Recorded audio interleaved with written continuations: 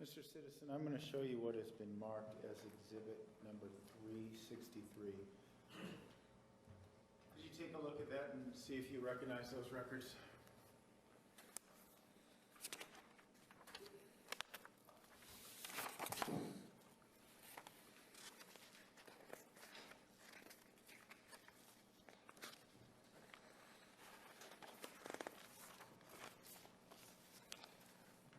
I do. And what are those, sir? There are call records for mobile directory number 951-536-2162. And are those the exact same records that were reflected in exhibit 362 that you discussed a few moments ago? Yes. Okay. Now what I'd ask you to do again, I renew my request. Just to refresh your memory, there were calls, your customer, what I was asking for is your customer, Mr. Alexander, his number is what? 951-536-2162. Okay. And could you do me a favor then and highlight the calls Mr. Alexander made from that number to 831-402-1901, and if I may approach Judge. Now, Mr. Citizen, if you could, maybe we'll go through kind of a reorientation here in terms of how it works when the records go from your customer to another person, okay? Okay. All right.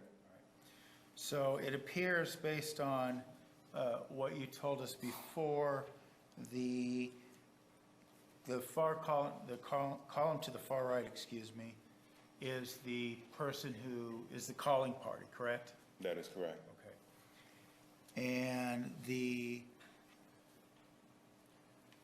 dialed number here, that is the person that your customer has called. Is that correct? That is correct. Okay. And then when we see this column over here, that just relates to the your trace on whatever number phone is being used. Is that accurate? That's one way of putting it, yes. I'm sorry, I didn't understand your answer. That is one way of putting it, yes. Okay. Did I put it in correctly? No, that column just shows that these records are for that number, 951-536-2162. Okay. Now going back then, based on what you told us before,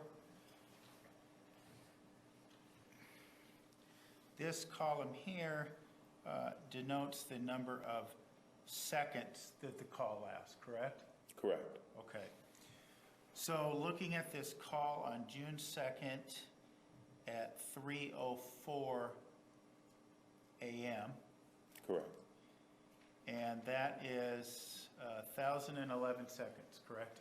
Correct. And again, I think we talked about it a little before, that's probably over 16 minutes? It is. Okay. Can you calculate for us what that is? It's about 18 minutes. Just under 18 minutes. I'm sorry? Just under 18 minutes. Just under 18 minutes? Okay. And again, the recipient of that was the 831 number, correct? Correct. And just to bring it into view here, the dialer was the 951 number, correct? Yes. Okay. Now, if we go down a little farther, we have, I believe what we can see is another call on the 2nd. And it looks like 3:21 a.m., correct? Correct. Now, I said another call, and maybe that was incorrect assumption on my part. Is that accurate? You grouped some of the calls together on time, so I just want to make sure we're accurate. Well, this is its own individual. This one line represents one call. Okay, all right. And that call came from the 951 number, and it was 2,450 seconds. Correct. Okay. And would you be able to do the math for us on how long a call that is? Just under 41 minutes. Okay.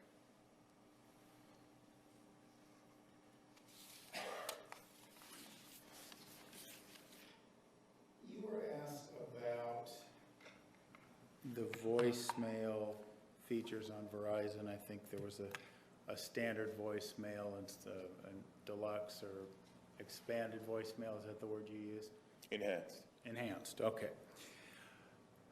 Does Verizon voicemail allow for someone to erase their message and start over? Sometimes you get calls that say, if you're satisfied with your message, press blank. If not, Yes. yeah, okay. So when you said that, when you told this, Mr. Martinez, that in your experience, you thought someone was going in there, you really didn't know that for sure. They could have been erasing their messages and doing it over again. Is that correct? That is correct. Okay. Your Honor, that's all the questions I have. Redirect. So with regard to Exhibit 363,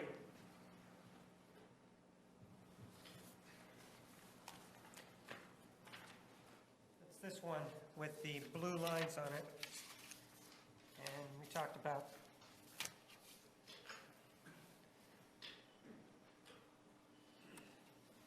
do you see those blue lines there? Yes. How many calls does that represent? 2. And with regard to the totality of calls in Exhibit 363, from Travis Alexander to the target number, how many are there total in the whole record that you have in front of you?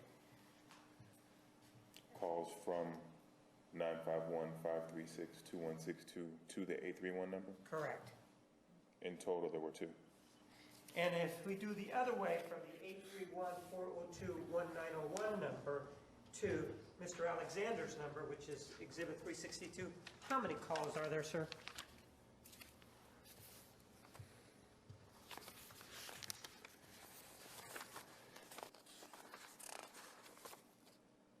$14. All right, if I may have those two exhibits back.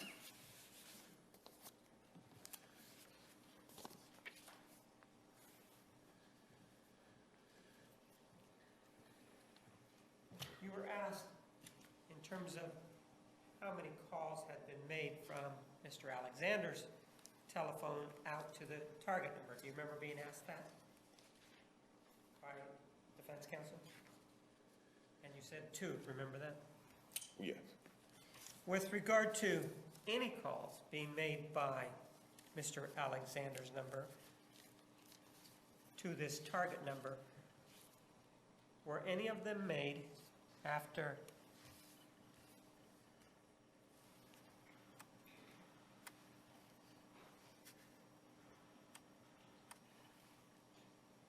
June 4th, 2008 at 5:32 in the evening? No. And with regard to that particular date, were there any calls made from Mr. Alexander's number, period, after June 4th, 2008, after 5:32? I didn't look for that specifically. I'd have to look at the records again. Take a look at Exhibits 362 or 363, whichever one will help you.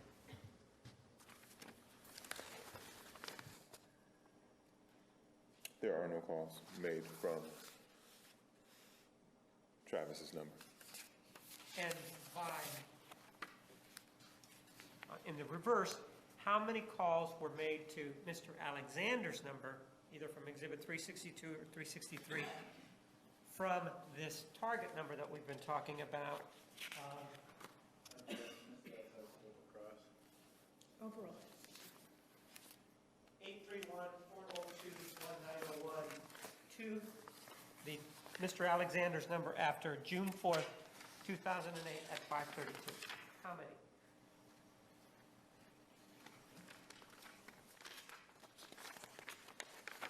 Four. If I may have those back.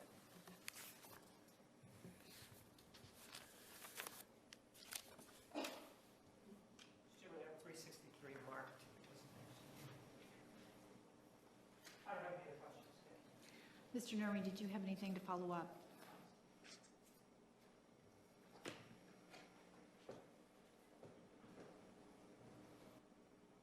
Sir, I'm going to show you again what's been, we'll use Exhibit 363. Could you tell us when these records begin, begin date and end date?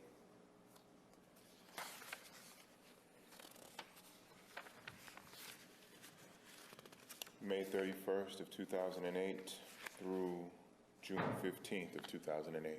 Okay. And these records don't reflect any text messages that were sent, correct? Correct. So the person in the 831 number, you don't know, they could have been responding to a text message or some other contact to make these calls, correct? We don't know that with these records here. You wouldn't know that with those records? Correct. Okay, thank you. In terms of text messages, what is the retention policy for Verizon back in June of 2008? For text messages? We kept that information. We kept the date, the time, the number that sent the text message, and number that received the text message for a year, a rolling year. The actual content of the messages we only kept for an average of 3 to 5 days. So the content for what was sent, you only kept for 3 to 5 days, right? Correct. And after the 3 to 5 days, what would happen to the message or the content? That information was overwritten on our servers and no longer available. I don't have any other questions. Any questions from the jury for this witness? Thank you. You may step down. Ladies and gentlemen, we are going to take the noon recess at this time. Please be back in the designated area at 1:25. Remember the admonition, you are excused. Your Honor, and we have certainly, yesterday we made a motion for mistrial, and we will be providing some of the documents for prosecutorial misconduct. The state has done it again.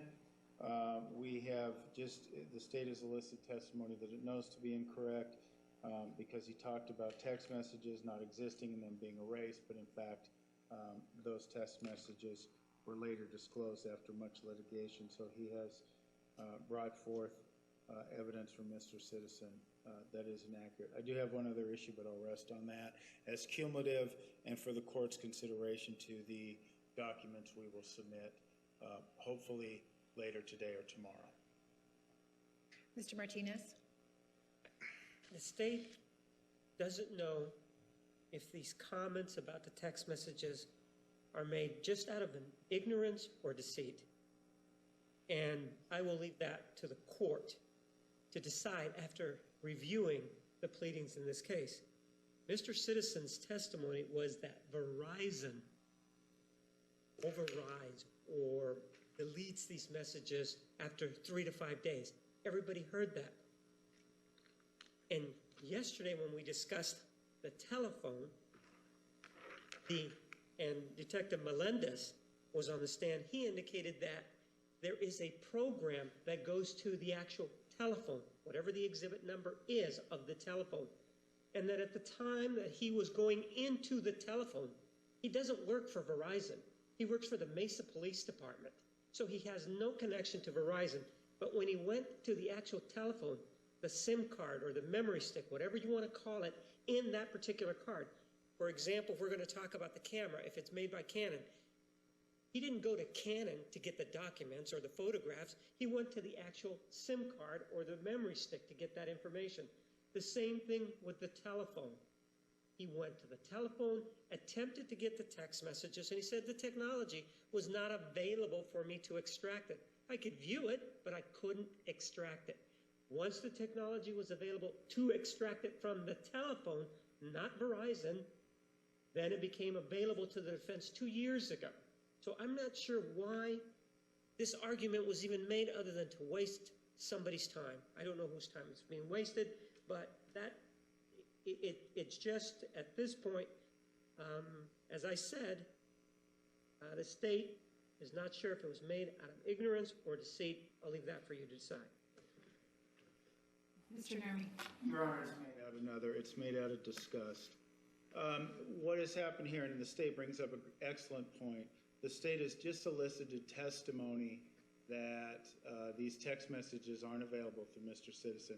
And as the state has just alluded to, we heard yesterday, despite all the pleadings to the contrary, on January 11th, 2010, for example, the state says these text messages don't exist, presumably based on the same kind of testimony Mr. Citizen's given, and now the story again changes.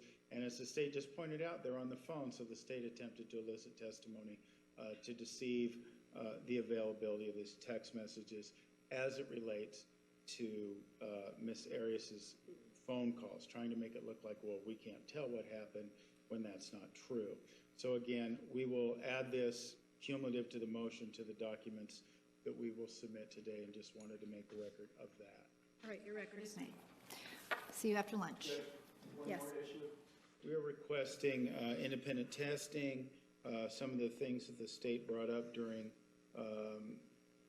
their case of what has been marked as Mesa Police Department property ID number 402872. That is the Canon camera. I believe it was on the 28th of December. Ms. Wilmot and I were able to at least view that, although we need to do some forensic analysis on that. It was available in the Mesa PD property. We're asking that Detective Flores bring this to court tomorrow to hand over to our investigators so that testing can be done. I asked for that specifically because last time we asked to test a hard drive, the state said that it wasn't available. They needed to find it, and they surreptitiously shipped it off to Texas. So we want to ensure that that doesn't happen this time, and ask for a court order that my investigator pick that up from Detective Flores tomorrow. What is the item you are asking to test? I'm using the Mesa Police Department ID number 402827. That is a Canon camera that belonged to Ms. Arias. It was originally seized by the Wairika Police Department using their denotation 4DY. From the state? These items have been available to the defendant throughout this whole trial. He could have taken them at any time. He could take them now if he wants to. I'll just have to consult with Detective Flores to see if we could even get it down here today so that he can go about his way and take a look at something that's been available for the last 4 years. Do you have someone here today to take this item from Detective Flores if he brings it in? I can make calls over the lunch hour to see if I can obtain someone to do that. All right, we'll address this after the lunch hour. Thank you. Record will show the presence of the jury, the defendant, and all counsel. Mr. Martinez, you may call the state's next witness. The state called Lawrence Laddish.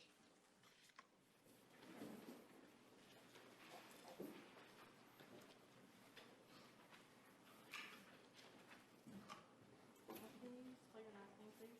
G-L-A-D-Y-S-H. Raise your right hand. You do solemnly swear the testimony you're about to give will be the truth, the whole truth, and nothing but the truth, so help you God? Yes, ma'am.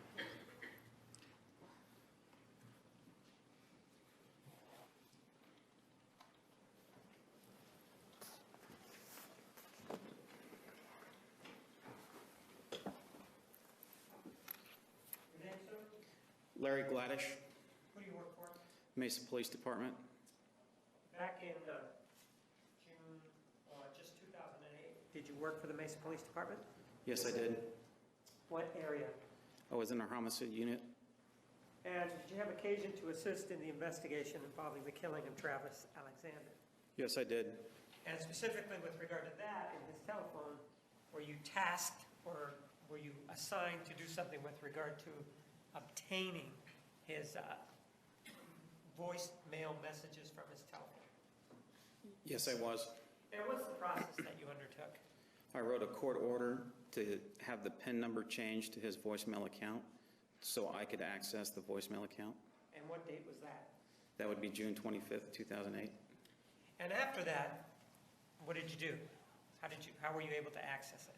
I called the voicemail from my desk phone and I recorded the voicemail messages that were on his account. Take a look at Exhibit 366. You familiar with this? Yes, I am. What are those 2 pages? They're called detail records. For what telephone number? 831-402-1901.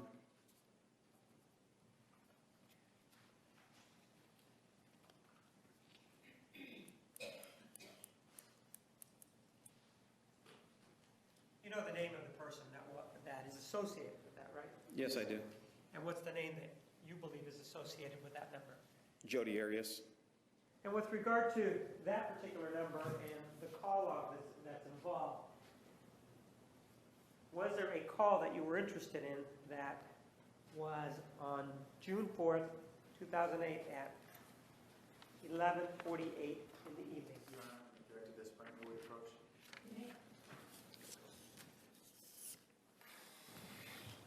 With regard to that particular call, did that involve 831-402-1901?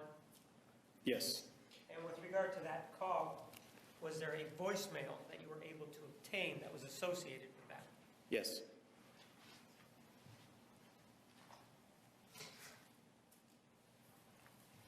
Prior to coming to court, did you have occasion to listen to Exhibit 365? Yes, I did. And is that the voicemail that was associated with that call that we just referenced? Yes, sir. I move for the admission of Exhibit 365.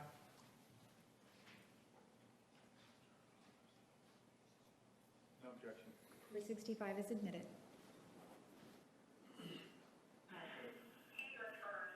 Midnight. Anyway, right about the time you're starting to gear up. I know Leslie called you, so I already talked to her, so you can call her back if you want, but it's not necessary. My phone died, so I wasn't getting back to anybody. And what else? Oh, and I drove 100 miles in the wrong direction, over 100 miles, thank you very much. So yeah, remember New Mexico? It was a lot like that, only you weren't here to prevent me from going into the 3 digits, so fun. Tell you all about that later.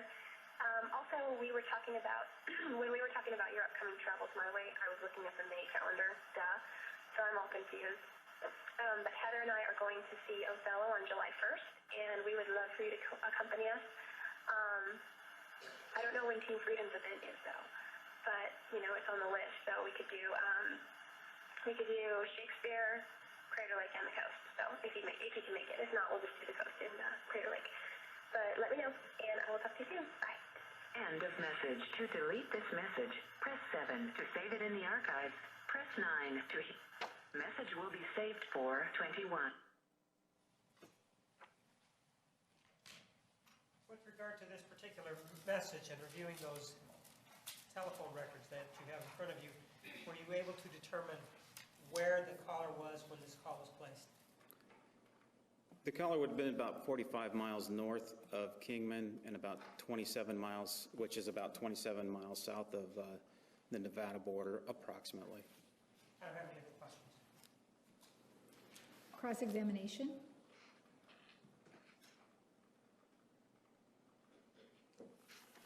Good afternoon, Detective. Sir? Couple of quick questions for you, sir.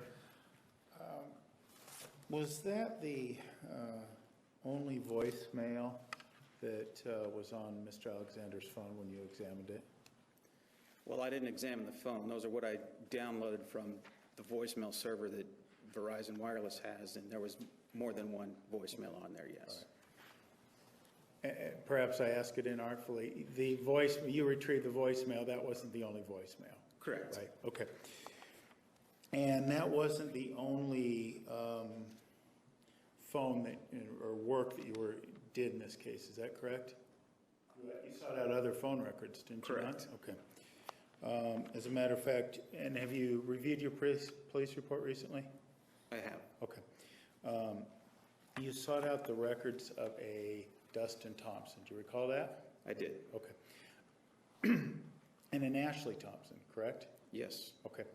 And what is your understanding of why you did that? Objection, hearsay, relevant. Approach.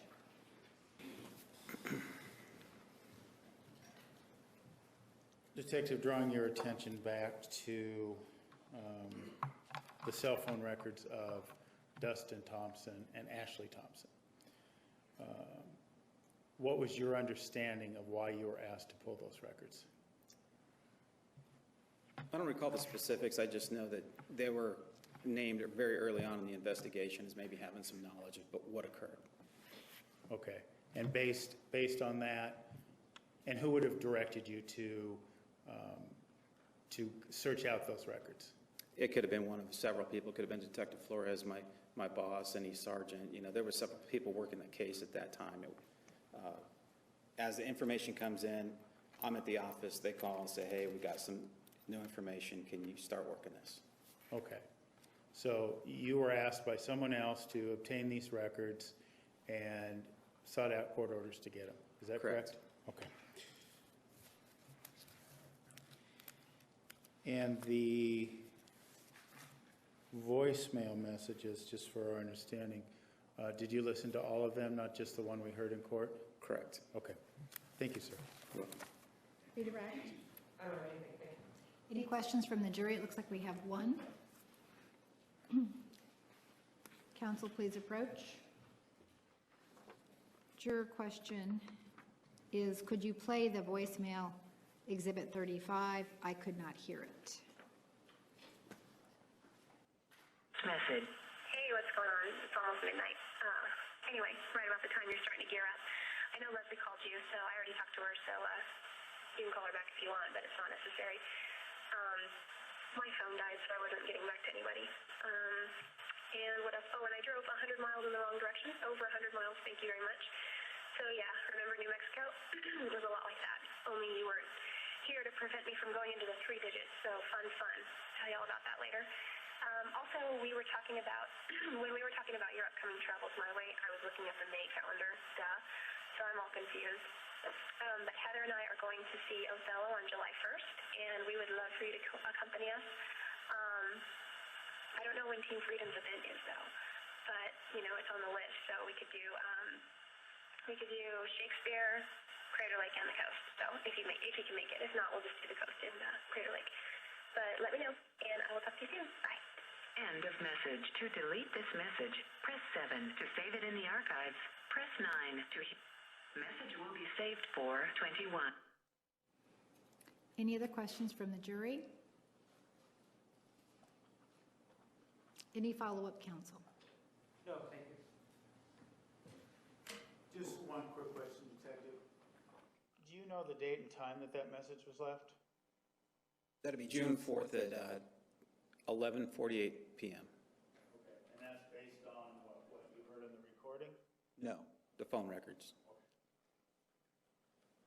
And that message, I don't know if you can answer this now, but was that deleted off the voicemail, or was that fresh on the voicemail? The way you heard it is the way it played on the voicemail when I accessed the voicemail. Okay, so you didn't have to go into other areas to like check deleted messages or anything, it was just... Correct, that's the way it played right there. Okay, but it was just there, it was in the box with a bunch of other messages, right? Correct. Okay, thank you. You may step down. The state may call its next witness. The state recalls Detective Esteban Flores.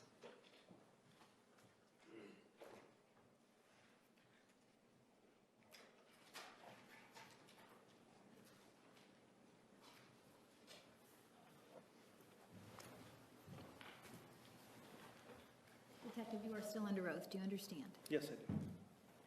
Your name, sir? Esteban Flores?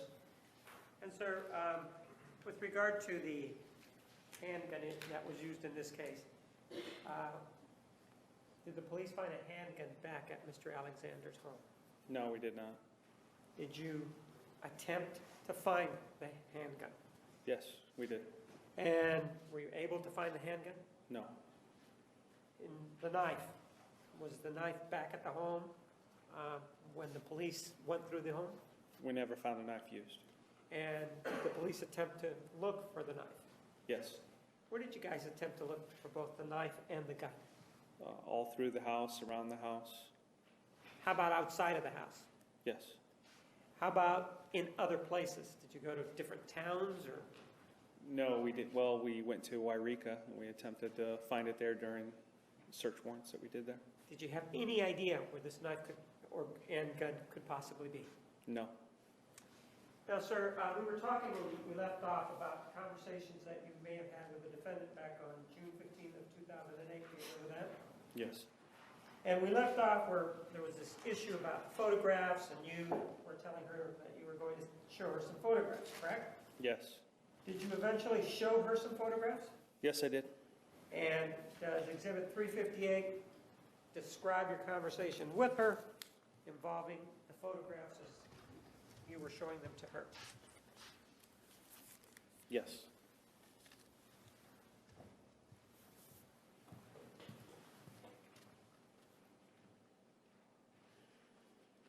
I move for the admission of Exhibit 358. 358 is admitted.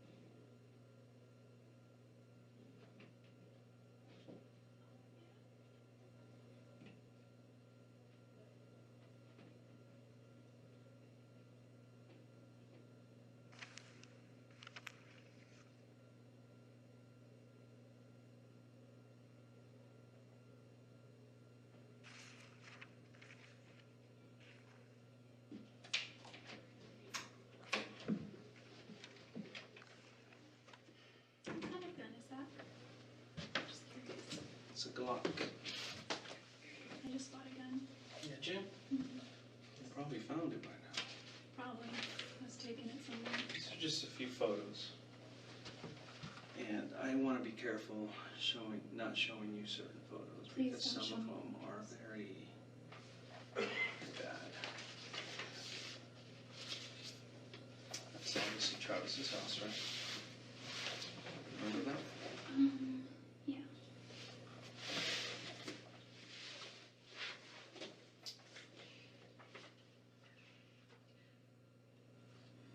If Travis were here today, he would tell you that if it wasn't me.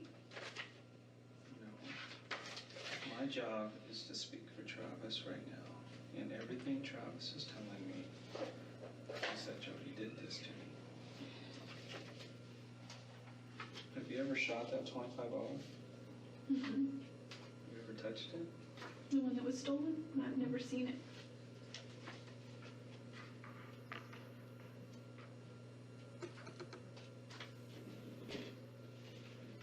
Like your grandpa said, it looks like a toy one.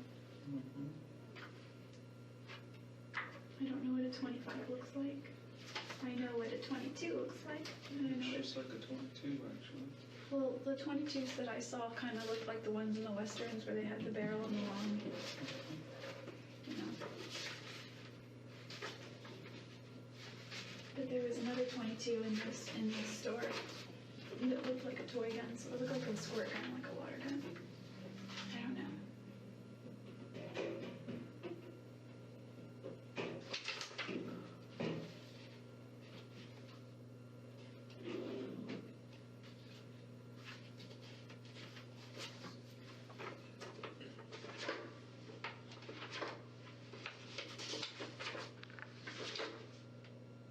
I want to know which pictures to show you.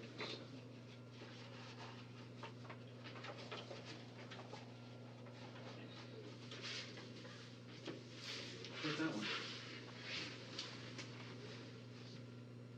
Remember him? Is he naked? In the shower? Yep.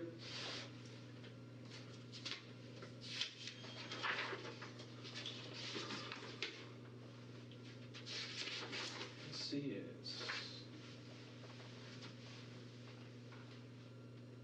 This is Travis would never go for that. soon after you and him had sex on his bed.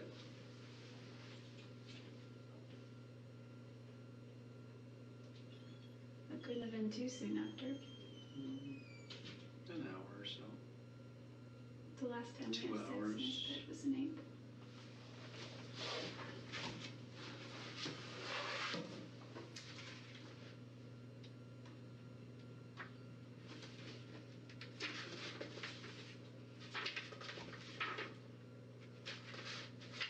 These should come out very good. Just their copies of actual photos. That's you. I wanted to cover you up because Oh, that's you. All of you. that looks like me. That is you. Right there you have on your face.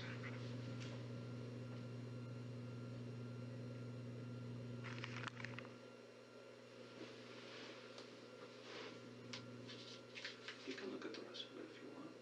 There's a few of those. There's a few more. Which I'll try not to show you because I don't want to put you out there like that to people.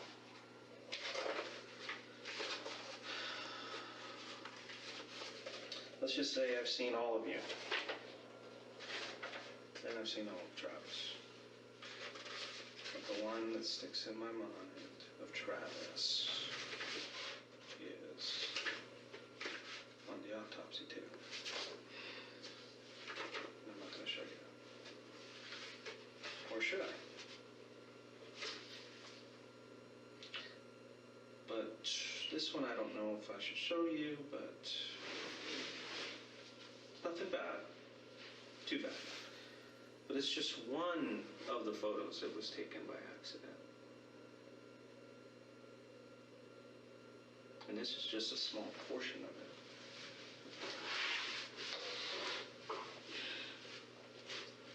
That's your foot, Jodi. Those are your pants. No, it's off color because we had to enhance it and the color kind of changes a little bit. That's Travis. This is his bathroom. That is not my foot. These are your pants. It's a different color, like I said, because we had to enhance it and the color changes. The zipper back. I have both of those pants at home. If these are the same one, I don't have a zipper there though. Not on mine. And this is a black stripe and this is white and the black goes around the bottom too.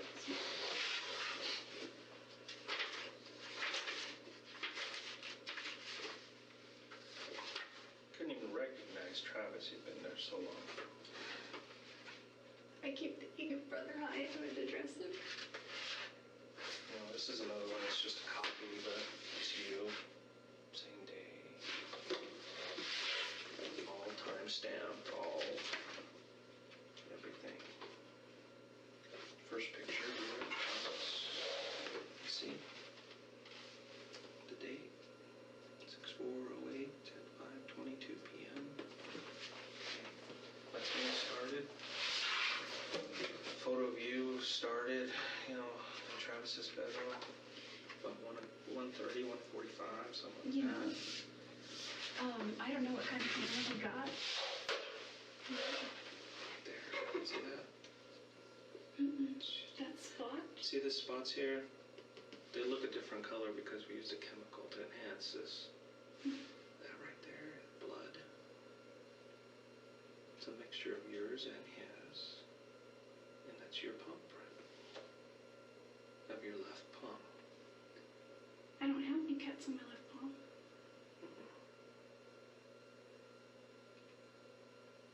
Nobody said that. Your cut was on palm. Do you have any recent cuts that are healing? Well, my cat scratches me. Little things. These are all her work. You can see. This is her. That's her. I've got scars. She's a feral cat. All these little things are her. Well, enough about your cat, but why is your palm print in blood? How can that be my palm print? Because you were there.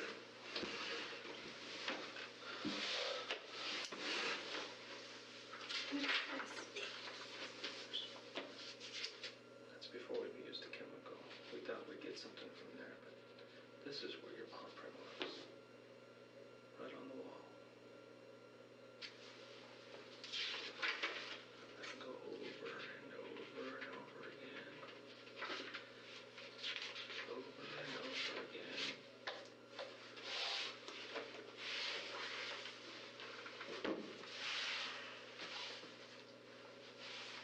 There's no doubt in my mind that you were there. There's no doubt in my mind that you did this. None. So you can go until you're blue in the face and tell me you weren't there and you had nothing to do with it. I won't believe you. I will not believe you. Because Travis is telling me that you did this to him. That's my job. My job is to speak for him. And this is what he's telling me. And I want to know why. It's killing me inside. I don't know why. Thing, like, there's no reason for it. There's no reason why. There's no reason I would ever want to hurt him. There's no way anybody else. He never raped me. Nobody. Never. There's no way anyone else could have left your palm print in blood on that wall. No way. Get that through your head. If I was going to ever try to kill somebody, I would use gloves. I've got plenty of them. Nobody said you were, you had planned this out perfectly. Maybe you were going there to just talk to him. Have a good time with him. Something got out of hand. Even if I were there, and even if I were going there to just have a good time with him. What if I tell you somebody saw you there? neighbor? Do you remember some of the neighbors? Just Who know Dave. you? The next door neighbor? Mhm. And his wife? I don't know his wife. Okay. What about some of the neighbors across the street? No, I've never met them. No. But you've hung around there quite a bit, and they know you. Mhm. Yeah, they've seen you there on that day. I wasn't there that day. Jodi, you were there that day. And even if I'm trying to think, the majority of the time that I spent there, I had platinum blonde hair. So, I mean, and I've never once said hi to them, met them, shook their hand, met them face to face, crossed the street. When I spent time there, he wanted to keep it private, so it was, I spent the majority of my time inside. Not, walking around outside. Except for a few times when I took his dog for a walk. Would they see your car there? Or would you park it down the street? No, they would see it there. I drove an Infinity. So they would definitely recognize the car, I'm sure. Because, well, there are a lot of cars there a lot of the time. Where's the Infinity now? I gave it back to the bank. To the impound yard somewhere? Mm-hmm. Are we gonna find any evidence in that car? You're free to look. We're gonna look. You can also look in the rental car. What company did you rent it from? I don't remember, but I can check my debit card record. I remember the make and No, model. we're waiting for it anyway. But you know all the new cars have GPSs in them. Oh, Factory. Not for you to well then that's use, good. but for us to use if we need to. Well then that's good, because I was also going to ask you, I don't know if this is something that you can recall, but a lot of the stoplights in Mesa and things have cameras on them. Isn't there any way we could back that up? Or, if I were going to Phoenix, going through that tunnel, is that surveillance? No. Is there surveillance anywhere? Unless you ran a red line. Unless you got caught on a speed camera. But nothing beats that stuff. And I have a solid case against you. And I can present it to the judge. As cold as it is now. I don't know why she did it. Or I can present it to the judge with your explanation. With your parents' explanation. Have you talked to your parents about what happened? I told them I was worried about stuff. About what stuff? I said that, well, they knew I was upset about Travis, and I feel really bad by the way I was acting, because there wasn't, especially toward my grandparents, there were a lot of times. Why are they not surprised that you're sitting here talking to me about this? What do you mean? They're not surprised. They're Well, because- concerned. They're Have you talked to hurt. them? I haven't, but my other detectives have. And they're very concerned with you. But they kind of suspected that you had something to do with Travis's death as well. Whose No. parents think No. that? That's because I told them that a lot of people were dropping my name, and I said, I'm not worried about it because I didn't do it. I said, but it's hurting my reputation right now, and it's casting me in a bad light. I wouldn't be worrying about your reputation right now. I'd be worrying about the rest of your life. That means nothing. Absolutely nothing. Well, my reputation will affect the rest of my life. So I am worried about my reputation. You're going to continue with the story then that you weren't in Mesa on the 4th, you weren't in Travis's house, you didn't have sex with him that day, and you had nothing to do with his murder. Those pictures are, I don't know, to me, pictures are very compelling. I know that they can be modified, I know they can be altered, and date and time stamps, I don't know, but I think they can be I didn't tampered with. modify anything. I don't think.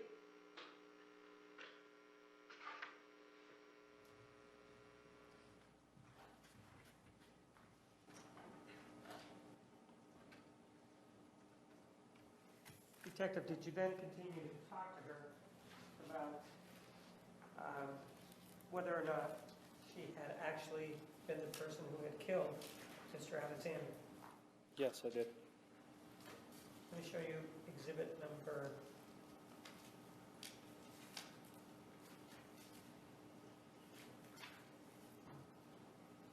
360.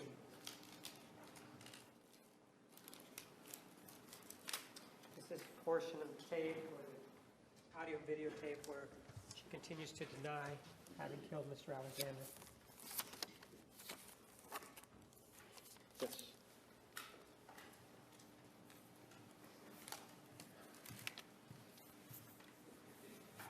I move for the admission of exhibit number 360.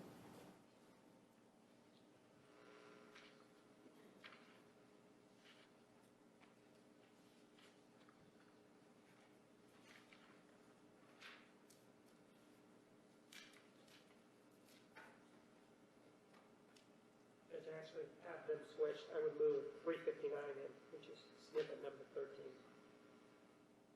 Any objection to 359? And in this snippet, Detective, did you also continue to discuss the photographs, the camera, and the hair?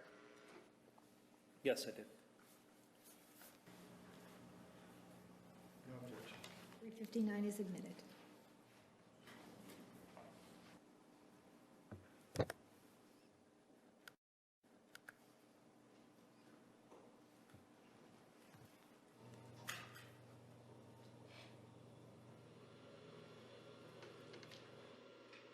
You have something to tell me, but you're just so resistant. I know you're afraid, but you're already going through it right now. There's no backing up. There's no backing up to yesterday. There's no backing up to that day. It already happened.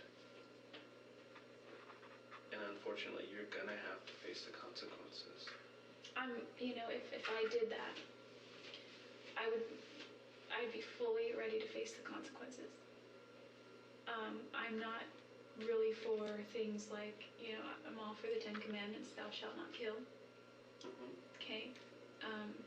But There's no evidence to show anybody else did that. None. well, I'm just. You think we'd find somebody else's fingerprint if they did that? Possibly. There's something that happens. You keep saying gloves. There's things that happen when people wear gloves.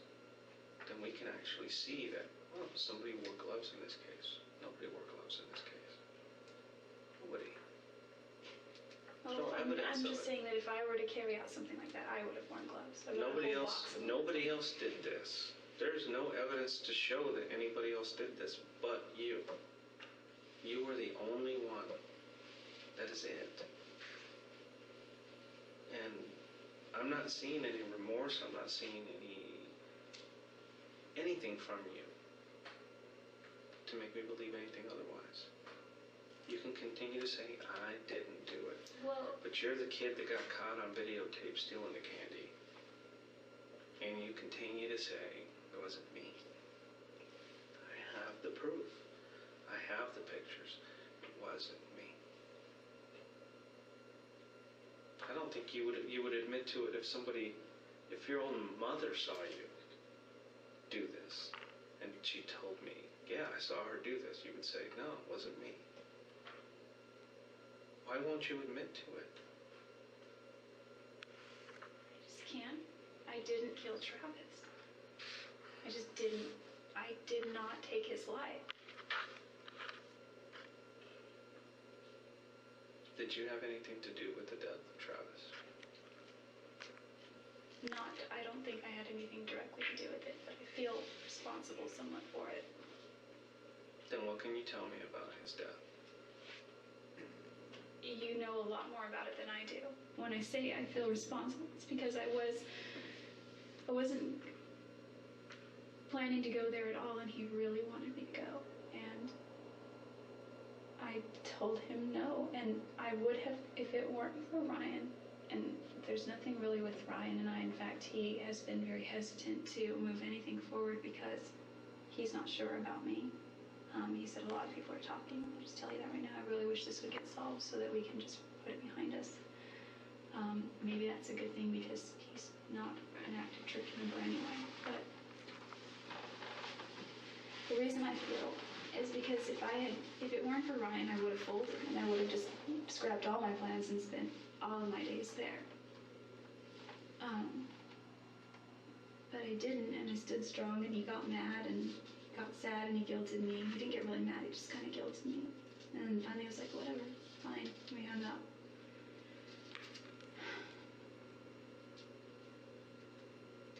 I feel that if I would have gone there, that I could have done something. I could have. But you were there, Jodi. You were there on Wednesday before. Can I ask you, I don't know if you know this. Oh, I have a camera in my storage unit that I don't use anymore, but Travis and I used to use frequently. And we took pictures with it. This is, I don't know. This is kind of. Do you remember taking these pictures? There were many pictures. Vaguely. We took tons and tons of pictures. Some I saved, most we deleted. Some he sent me through his phone. He usually deleted all pictures like this. Yeah, well, before he got Any pictures like this that I found anywhere on his computer, camera, anything, they were deleted. Well, prior to him getting his camera, all those pictures were on my camera. So All these same pictures?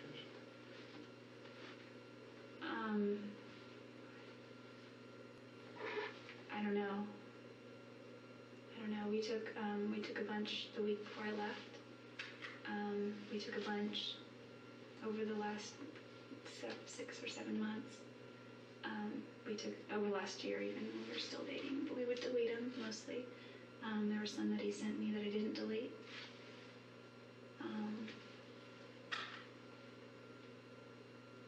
What I'm asking is it possible that, that my memory card would have been in his camera? They're interchangeable. How do you know if they're interchangeable? I don't know. That's what I'm asking is what kind of memory card it was. Just a regular little SD card? Well, because I've got one that's like this big, and it's thin. It's like a cracker. And the one I use on my professional camera is like this size, and it's more kind of like that big. And the little one is really thin. And it's got like little thingies here for reading it, and the big one looks like that on the middle part. So that one obviously probably wouldn't be interchangeable because it's a Canon and it's a nice camera. It's not interchangeable, it is. But the other one, I don't know. Your camera's here, his camera's there. He just bought that camera. Well, the other camera that I used before that's broken now, it's in my storage unit, but it's still there. And you're saying those pictures are on that camera? No, what I'm saying is I had several memory cards for this camera that I don't have anymore. And so I guess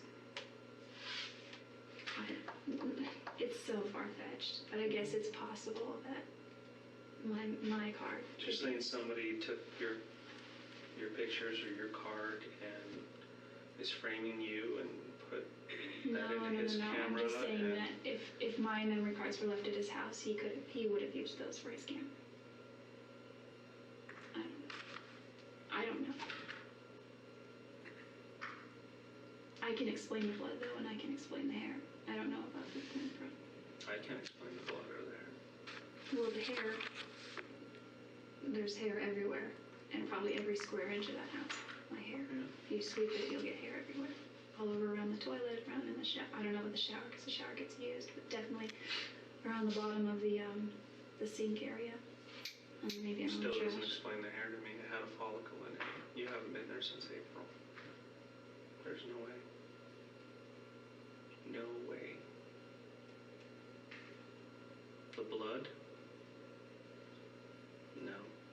Well, Blood is mixed with his, and that's the blood that he bled that day when he was killed. well, Print? I don't know Absolutely. if you can check how fresh the blood was. No, we can't check how fresh it is, but we can go by where it is. Oh, okay, because I cut myself. When I And was, you saying that that blood that you cut yourself with back who knows when was still on the wall in the exact same spot I don't know. where the bloody palm print was.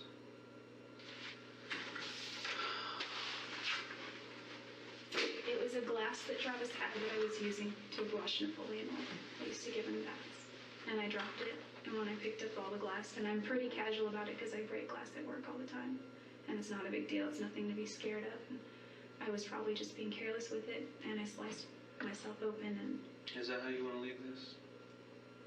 Just these far-fetched excuses on why your blood is there, why your hair is there, why your palm print is there, what pictures are there. I don't know about the pictures. That's how you...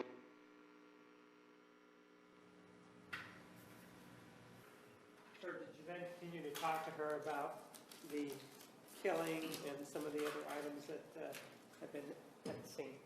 Yes. Take a look at exhibits 367 and 368, and are those the conversations that you had with her following the one that we just saw? Yes.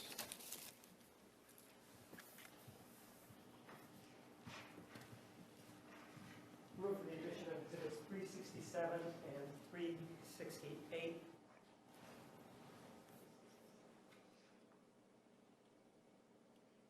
We are going to take the afternoon recess at this time. Ladies and gentlemen, please be back in the designated area at 3:20. We will start promptly at that time.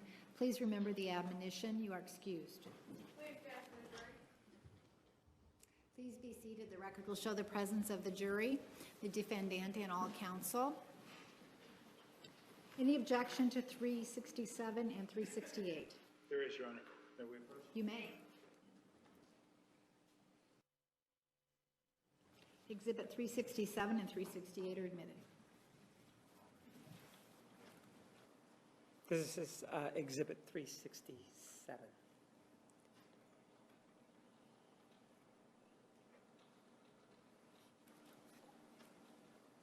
This is exhibit 367.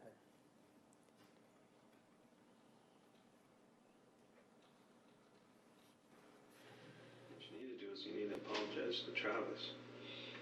But you just refuse. Listen. I can't help you anymore if you're not gonna help yourself. You asked I me really prior. can't. I can't, Jodi. You can keep talking till you're blue in the face, and I can't continue to listen to lies. Do you have anything else that you need to tell me? Yeah, you asked me what have I been up to in the weeks since I got back. Mm-hmm. What did you mean by that? Just what have you been up to? Because I know this thing has to be weighing pretty heavy on you. I've been trying to put his death behind me. If I did anything that had anything to do with his death in any way, It's not if to me. I wouldn't. It's not if. It's not if at all. Well, to me it is. I would be more than remorseful. Is it maybe something you're blocking out of your head? I don't think so. I mean, I tend to write everything down. I just finished the book, The Road Less Traveled. Mm-hmm. And he said, the true definition of sanity is dedication to reality at all costs. Mm-hmm. So I think at times, I may have, prayed or meditated upon a certain way, like me being wealthy or something like that. But Well, this is definitely reality. We are sitting here inside of an office, the sheriff's department, and you are facing first-degree murder charges. what is the And you difference? are going to be booked into jail, and eventually you will be brought back to Arizona, and you will stand trial. That's the reality. And once you realize that, I think you'll be better for it. And if you really wanted to embrace reality, you would sit here and explain to me why this happened. But you refuse. You refuse to embrace reality. I don't know why he was killed. I don't know why. I had issues with Travis. If anything, he had more issues with me. I've had worse issues with other people. They're all still alive. I'm still friends with my ex-boyfriends. They're all still alive. You know, I've been doing this a long time. And there's one thing that I can never get out of my head. Ever since the first day I talked to you. There's an old saying that, you know, someone's just not acting right. Look into it. You have not acted right from day one.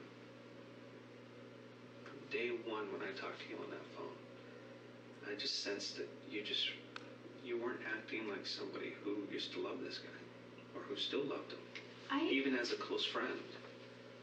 And even now, when I told you that I have all this evidence against you and that you're facing first-degree murder charges, you're just not acting right, Jodi. You're acting like somebody who's guilty. How so?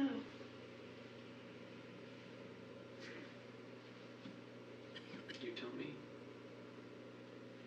I know because I've been doing it a long time. It's taken not me a that I long don't. time to figure it out.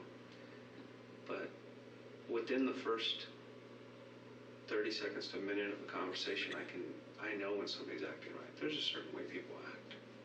How did I act Okay, that would it's make not you like think? it's not like TV. It's not anything like that. It's not what you see in the movies. I see reality. When I accuse somebody of committing a heinous crime or something very serious, reality hits in, and they definitely act a certain way, and that's not you. You act just like everybody else who I accuse of doing a crime, who did it. There's no other way to tell you. Is it because I'm not crying? No. It's not because of that. What is it?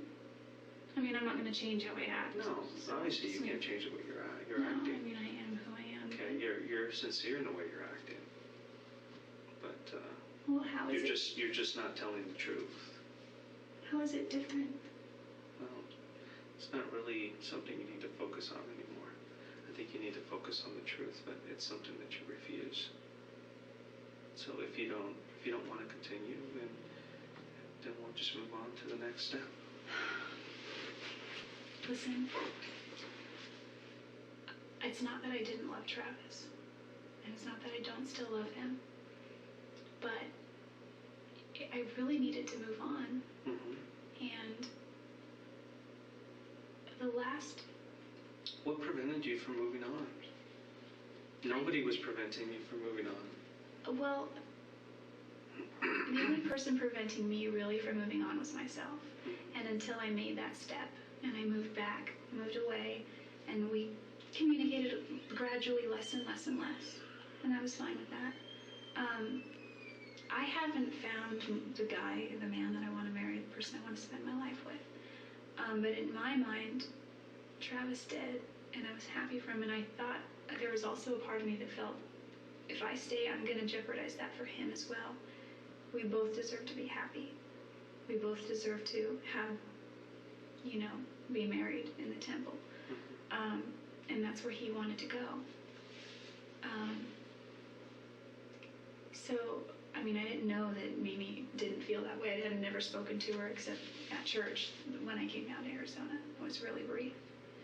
And it was the bishop who told me that, she had essentially turned him down. And the last few, now that I think about it, he was really just blah, in his attitude and stuff. And I just thought maybe that's just because we're just beginning to more distance ourselves. And,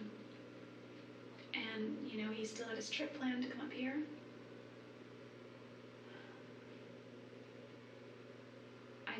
The reason I don't know. It's not that I'm not remorseful that he died. I didn't kill him. I didn't take his life. Did you have anything to do with it? I had nothing to do with his death at all. At all. The reason I hesitate is because, and maybe this is something that's wrong with me psychologically, is I think of the butterfly effect. And it's like, you could say that the guy pumping gas down at the gas station could have potentially, because you see all these movies, these funky movies where it's like this affected this, which affected this, which affected this, if he had never done this. I know if you had never met him, he'd probably still be alive. That's true. Yeah, but that's because you killed him. No. Jodi, you did. I did not. Jodi, you can't convince me otherwise, unless you come up with more proof that you didn't. But I can't prove that anybody else did. No, it couldn't have. Well, what about if the car comes back that it was never even in that area? It still doesn't negate the fact that we have this other evidence. I mean, this is absolutely some of the best evidence I've ever had in a case. And I've convicted a few people on less than this. Well, so I'm as good as done, right? With that evidence. Yeah. I just can't admit to something that I didn't do. If it would help my case and give me an easier sentence, I know that people plead guilty for those things. No, and I don't want you to do that. That is the absolute last thing I want. Well, I know. What I want to do is I want to sit here with you, and I want to go over why you visited him that day, what you guys talked about, what caused you to get so angry, and the details on how it happened.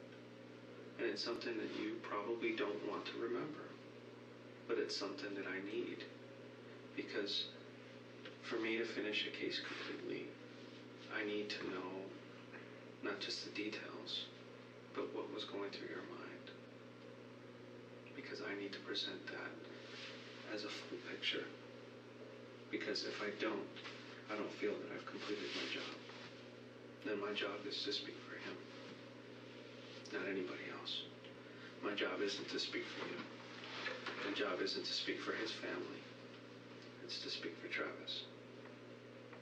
And I know something horrible happened that day. Absolutely horrible. Something that could have been avoided. Whether something was planned, I don't know.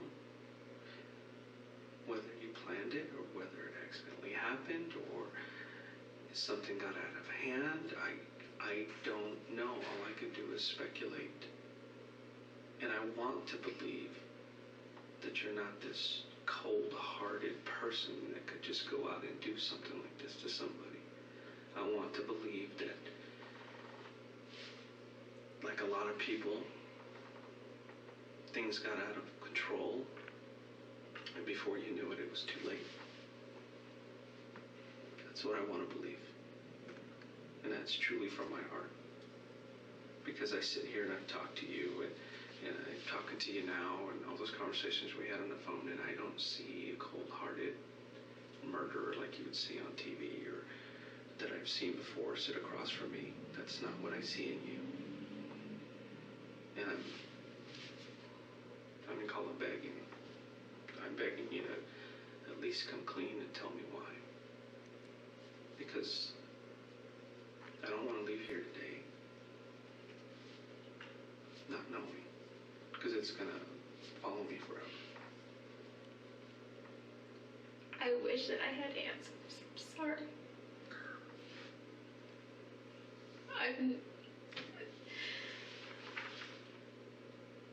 You need to just let the answers come out. There's just no reason. There's just no reason. There's no good reason why this happened. There's never a good reason why somebody dies like this. How many times was Travis stabbed? More than I want to remember.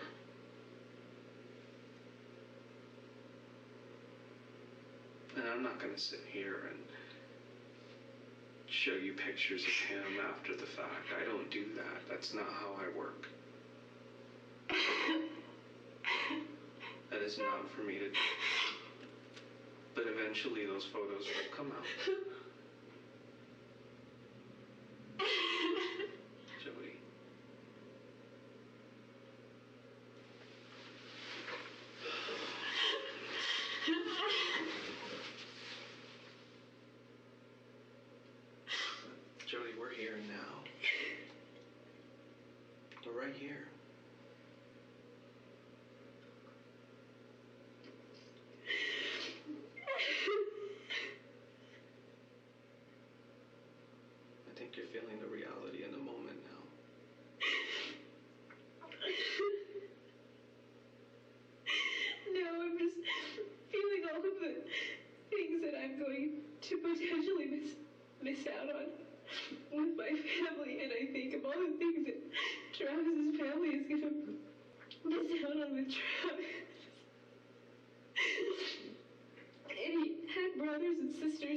have brothers and sisters. And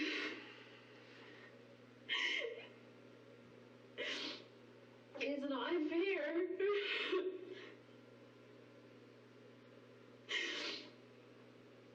It's not fair, but this is where we are. I mean, I know that he's in a good place, and I know that he's fine. I know that he's doing great. But what about all of his friends, all of his family that are here and they're just going through all of this? And I know that it's temporary, but it's so very much right now.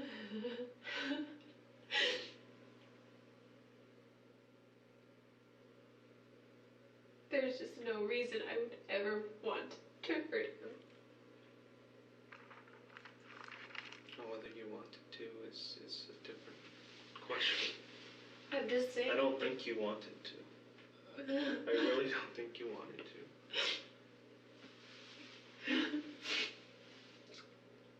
But this speaks for itself.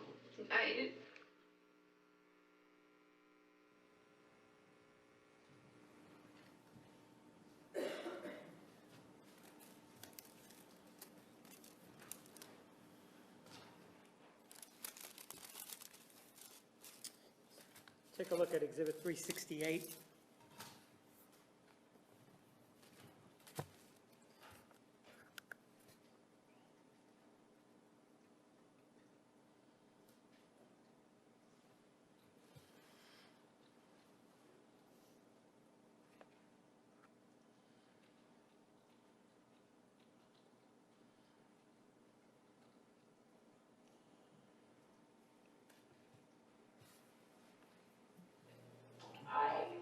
I have to maintain my innocence. I can't admit to doing something that I haven't done. Part of me wants to cop out and say it. No. Well, If you're gonna cop out, it's because you're telling the truth. well, that's not really copping Okay. out. Yeah, I don't want you to sit here and tell me a lie to appease me. That is the worst thing you can do for me.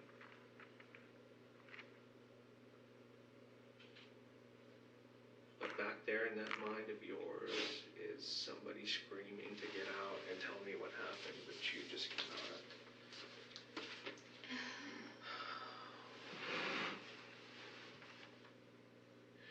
He has done nothing but, except for some mean words that he said. People have said worse to me, or just as bad. Except for that, he's helped me, he's given me money, he was selling me his car on the Then why? easiest, Then why, lamest Jodi, terms why? ever. There's no reason why. It just happens.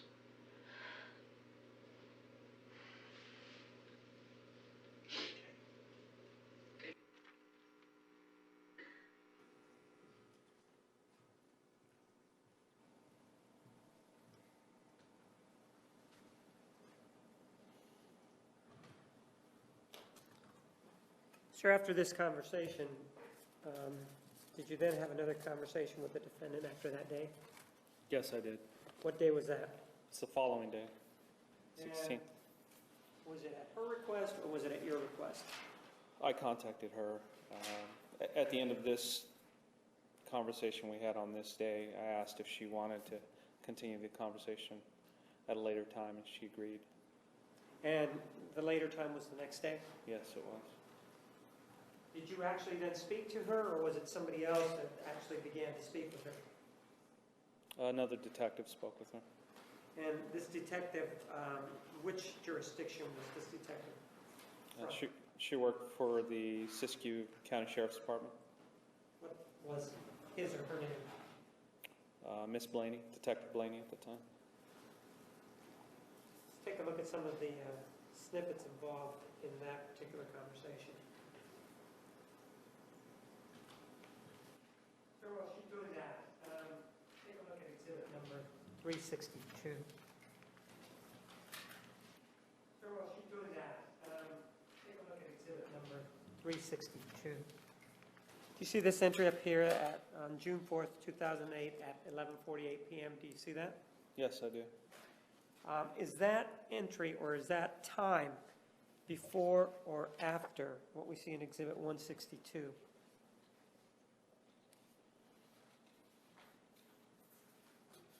if you want, I'll give you the, I can see it. It is after. so that call was made after this incident here in the photograph. It was after Travis's death. Yes.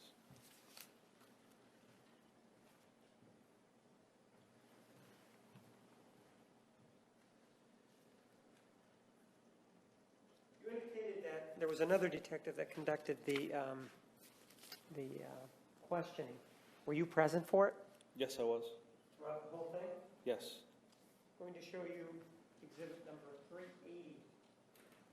And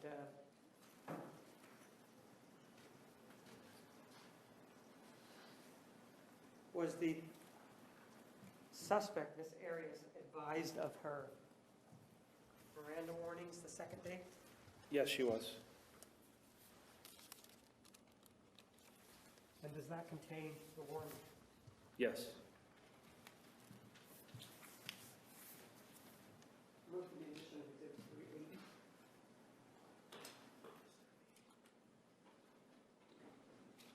May we approach? You may. And in fact, you asked her questions about what had happened, right? Yes. Yes. And she provided you responses, right? Yes. Take a look at this other exhibit.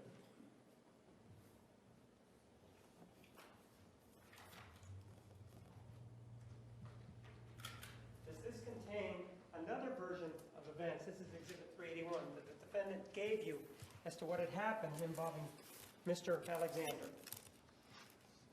Yes, it does. I move for the admission of exhibit 381.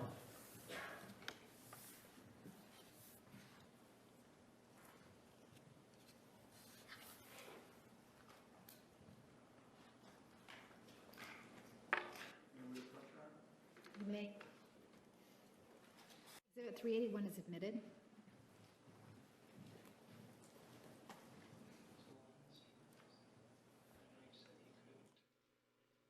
He canceled on you even coming up here in the first part of June, right? Why did you end up going there then? Was it because he couldn't go and you guys still wanted to see each other? Well, when his trip the second time got postponed, it was probably last week of May that it was kind of obvious that he wasn't going to come then. But he said, "Listen, after Cancun, I have like 2 weeks that I have nothing going on before I go to DC." And he's like, "I think that's the best time." He's like, "I'm going to see if it works out for my friends up north," which would have been Chad Perkins, his friend, and now his wife. "And we can do it all then." And I said, "All right," but at that time I was like, "Whatever. We'll see. I might just not see you till I go back to Utah when everyone convenes it. And which everyone's going to do at the end of the month." So did he know you were coming the first part of June? I wasn't even, I had been talking with Ryan at this point, and obviously there's a distance there, and that was difficult, and he really wanted to spend time with me, and I really wanted to spend time with him, and it just seemed like he had made a few comments, "When am I going to come out there?" And, I was like, as soon as you want, but I didn't think he was serious. And Was this Ryan you're talking about? Ryan Burns. So finally, things began to work out at Casa Ramos with my schedule, which is the Mexican restaurant, and I have a 3-day weekend there. So I thought I'll take this opportunity and go see Ryan, and that was my intention. What happened when you left? Why did you go the other way?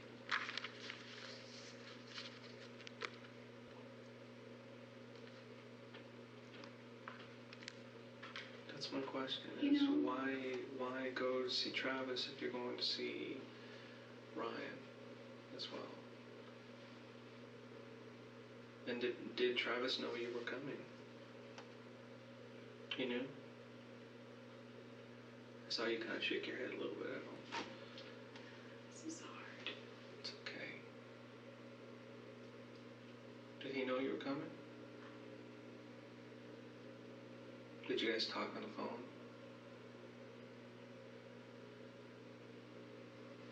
Well, What was the discussion about? Gordon Hinckley mostly. The last conversation you had? The last long one, we talked a little bit prior to. Did you guys talk when you were en route to Phoenix? Yeah. Just briefly. Told him my phone was dying, which was true. I thought I left my charger in Monterey with Matt. I really honestly thought that I left my charger there, and I had been talking all day between, just on the phone. I take lots of pictures of myself, and I know. I noticed. Because I'm kind of picky about it, and I guess I take them and I'm like, delete, delete, delete. I will take like 20, I'll be like, delete, delete, delete. Keep one. Yeah, keep 2 or 3 or 1 or none, depending. And so I talked a little bit with John Dixon, who I was maybe going to go to San Diego. There's another place on the list there too. That was in the same trip?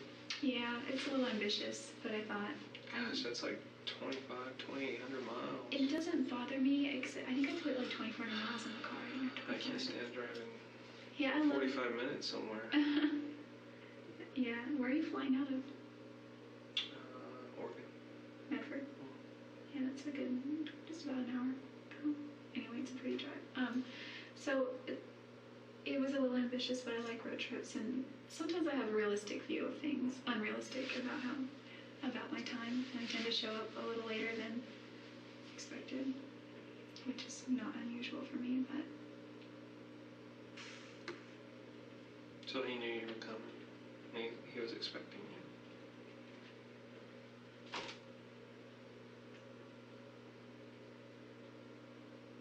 Now, obviously, you guys had, a little encounter. And is that when those pictures were taken?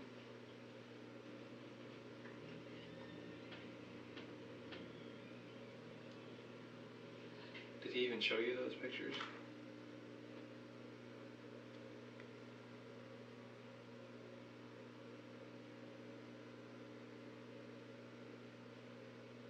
It's gonna be hard, Jodi.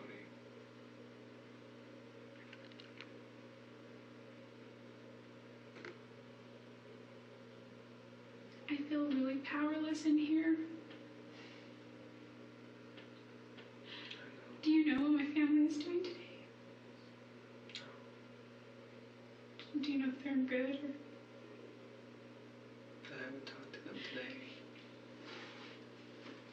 I know they're worried about you.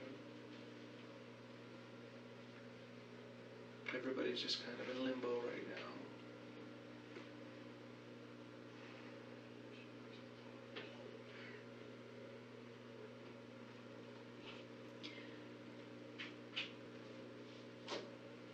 Is there any? So obviously there was nobody else at the house when you got there. His roommates were gone. Well, there was Napoleon, but He's a person too. yeah, I got to meet Napoleon. He's so awesome. But nobody else was there. I think his roommates were there. You think his roommates were there? Were there cars there? You would have had to have seen their cars. You parked in the driveway, right? Yeah. One roommate parks it in the garage and the other one parks it outside. Well, I know Zach would park on the street a lot when I lived there before. And he pulled his car into the garage whenever he would work on it. What makes you think his roommates were there? I asked him. What did he say? Who was home? He said they were there. But I don't know who. The reason I asked, because it's kind of an indication of how quiet we have to be. What time was that? Do you remember what time you rolled in?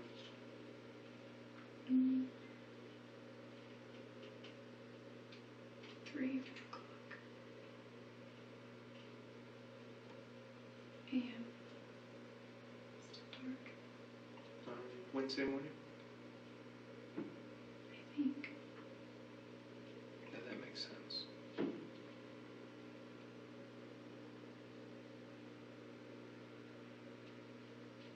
pretty sneaky. You go up there and your roommates doesn't even know that you're there. I do that many, many, many nights. How did they not see your car?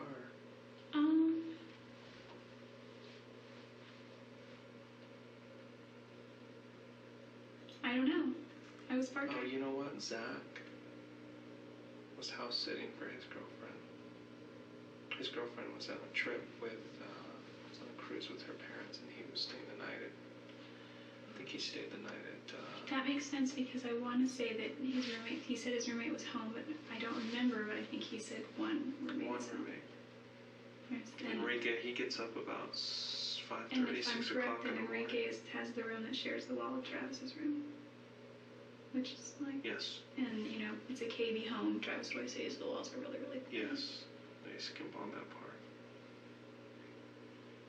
Yeah, so Enrique was home, so he went in about 2 or 3 in the morning. But he gets up about 6, and no, he leaves the house about 6 in the morning. And he didn't notice anything different.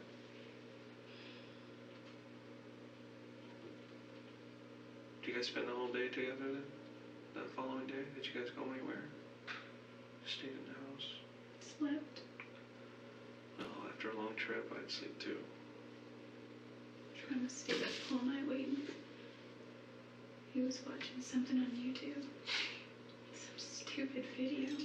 He's like, you gotta see this. And I'm watching and I'm like, this is so boring. I was like, what? I was like, what's the point of that? And he's like, just stupid, pointless stuff. I'm like, okay. I guess everyone's gotta have their time to binge out. Being so driven and deep as he is, portrays himself to be, it's just funny that he watches stuff like that. It wasn't anything profane or bad or vulgar. It's just like people like dancing, but they had like boxes of foil on their head, and it was just like weird, like robotic kind of music. The pictures that I showed you of you laying on the bed and stuff, is that when those were taken that day? Yeah, we also made a video. We deleted it. Video that On his camera. on that camera. Did you get it? Videos are hard to get once they're erased. They take up so much room. Yeah. And whereas pictures are a little different.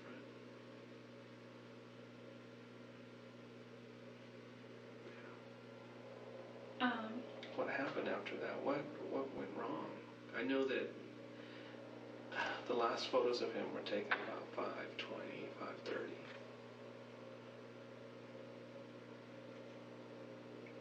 And you said he doesn't like you to take pictures of him and stuff.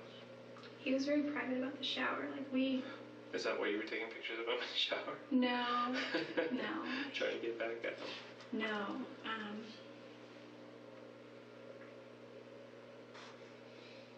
I'm surprised he allowed you to take pictures of him in the shower. The first few looked like he wasn't too comfortable, but obviously whatever you were saying to him made him a little more comfortable. I remember very clearly. You remember that?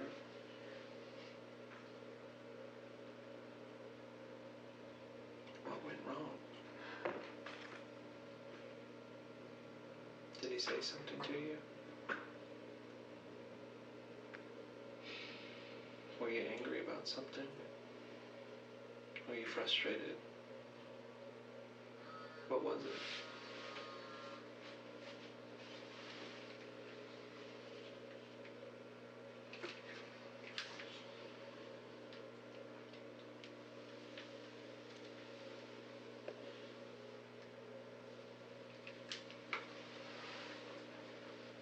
Something happened at that point, and I don't know what it was. What are they going to do with the rental car? Are they going to bring it here?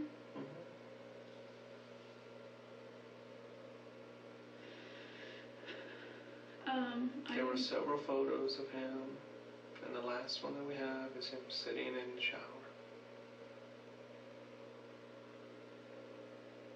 And that's when I think it happened. He was sitting down, looking up at you.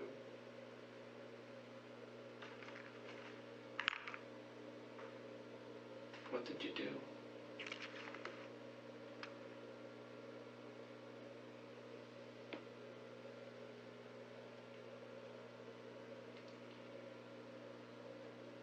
What happened, Jodi?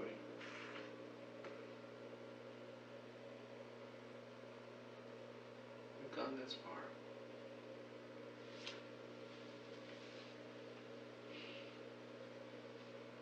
Did you plan on doing that the whole time?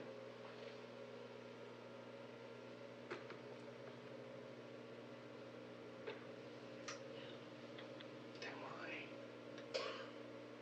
Tell me.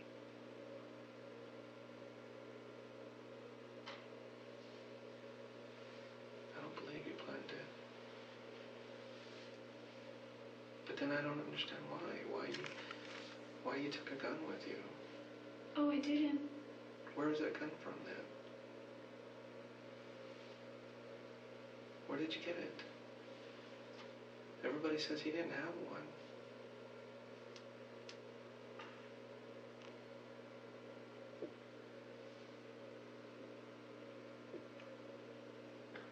Where did you get it? If you didn't take it. Did he have one in the house? Not to my knowledge. Then where did you get it?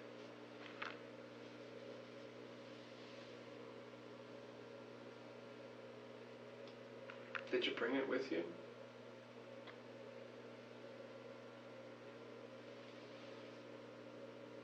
Did you get it there in Arizona? I didn't ever have it, actually. Didn't have it in my possession. Then who had it?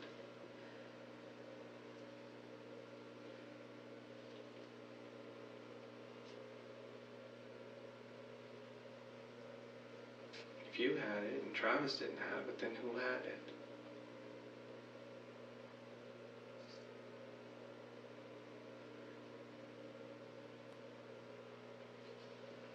Jodi, please. I can't. Why not? Are you protecting somebody else?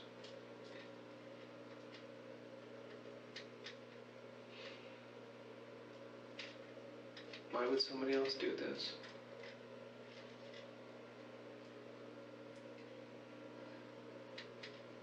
I don't know. Did someone catch you there? Someone not expecting you to be there?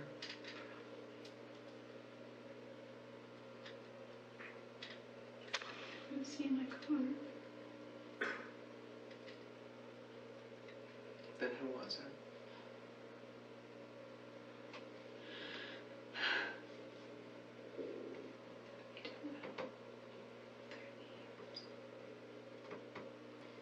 Listen, I can tell you. I can tell you everything that I know or that I remember. Okay. What do you remember? From the time you were taking the pictures to the time you left. What happened?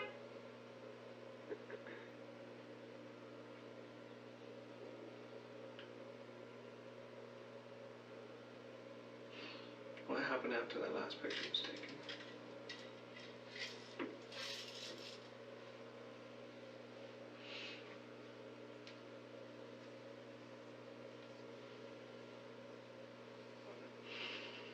You have to tell me.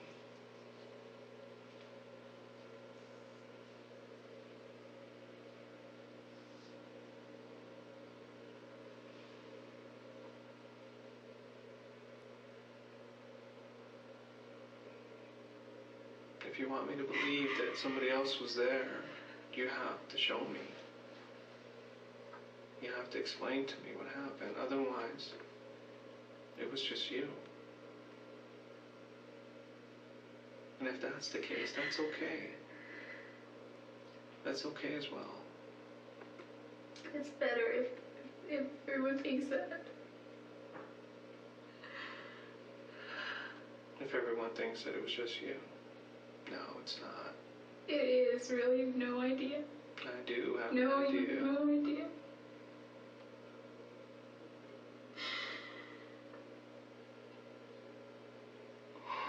you're going through your own things right now. If somebody else was there with you, we need to know that. Why would somebody do that? Just because you're there with Travis? He didn't say. Hmm? He didn't say. He didn't say? They. They.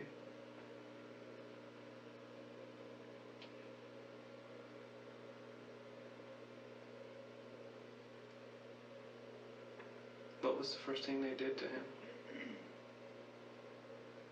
You were there. You saw it. What was the first thing I you actually saw? didn't see it. I heard it first. Was there an argument? No? Not between Travis and I. Any argument between anybody?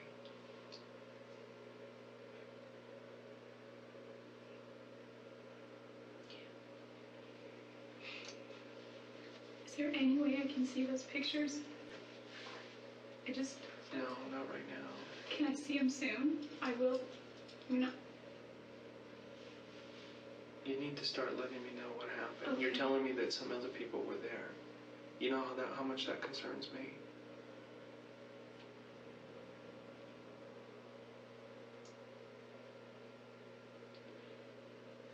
I don't know who they were, but they know where I live. Mm-hmm. Or they know where my parents are, or I don't know if they know where my grandparents are, but they got my address, and they know where my family is. Mm-hmm. Sorry. So you're trying to say you're doing this to protect your family?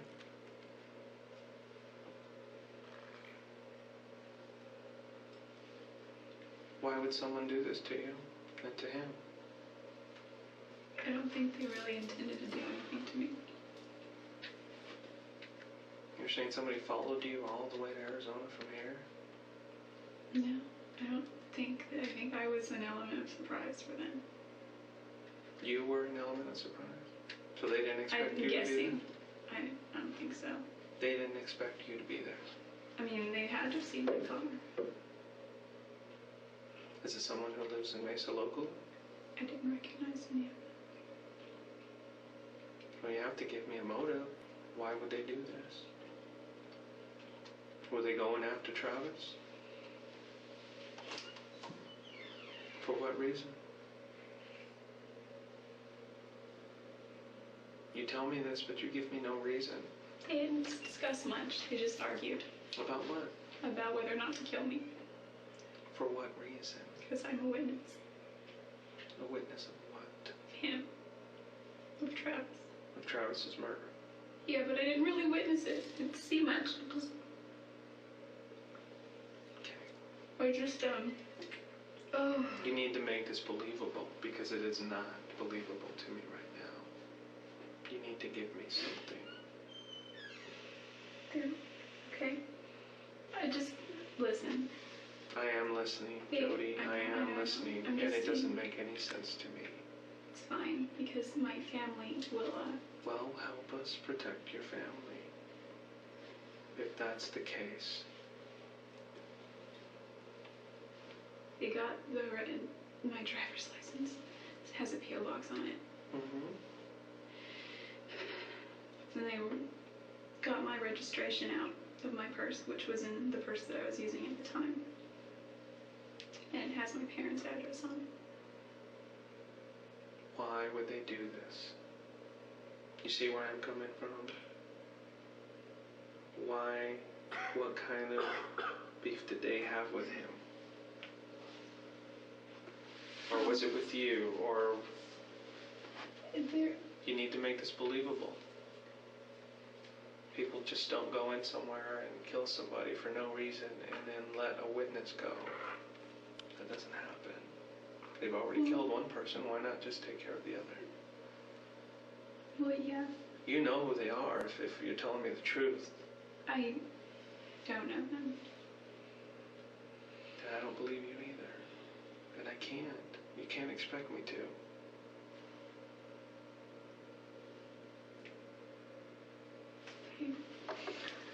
Here's is what I happened. want to. I wasn't planning on going to Travis's house. I was gonna go to Santa Cruz. Well, I wasn't even planning to go to Santa Cruz, I was gonna go to Monterey, but by the time I called Matt, he's like, we're in Santa Cruz, meet us here. And I said, okay. So I went to the Red Room there, just we'll kind of hang out for the locals. So many younger kids our age, sort of 20-somethings and 30-somethings. And I stayed the night in Monterey that night. Got up the next morning and visited with Daryl and his son before he went to school. Drove, this was Tuesday, the 3rd, and driving to LA, hadn't heard back from Laura yet, but that's what, it wasn't until I got to LA where I thought, I was looking at my map, and Utah wasn't really on there, but, I mean, Arizona, but because it was to Utah, the MapQuest directions I printed. Okay, I just see, like, I've seen The Sopranos, and they're not mafia or anything, but, you know, I honestly, there's a part of me inside that thinks they're never gonna come after my family. Well, from what you're telling me and from what I know about Travis and all his dealings, there's no reason anybody would go after him. Nothing. So what you're telling me about 2 people coming in, or however many people coming in and taking care of him and letting you go, is just so far-fetched. I can't believe it. Why would they do this to him? What were they arguing about? What did they say? Their details. They didn't say a lot. They were white Americans from what I could tell. They had, what do you call those things? They're like beanies, but they cover your whole face. And you've got like holes for your nose and in your mouth, in your eyes. And one was black. I think they were both black, or maybe dark blue or something. Anyway, it wasn't until I was in LA and Laura wasn't getting back to me, and it was already like 9-something, that I was like, maybe I will just go see Travis briefly. And I called Ryan and said, my phone was about to die, and I tried getting hold of Matt. I got his voicemail. I was going to ask him if my charger was there and if he could save it or mail it or something. So I had a wall charger, I think, and I was just going to charge it later, I guess, when I got somewhere. Anyway, I did call Travis and I said, guess what? And he said, what? And I said, I'm coming to Arizona tonight. And there was silence, and he goes, really? And I said, yeah. Well, what made you change your mind? And I just said, I think I just told him I missed him or something. But I would have said, because you're too compelling, but like, he's already got a big enough head and that stuff. So I showed up, and he was watching YouTube on his computer, on his laptop in the office.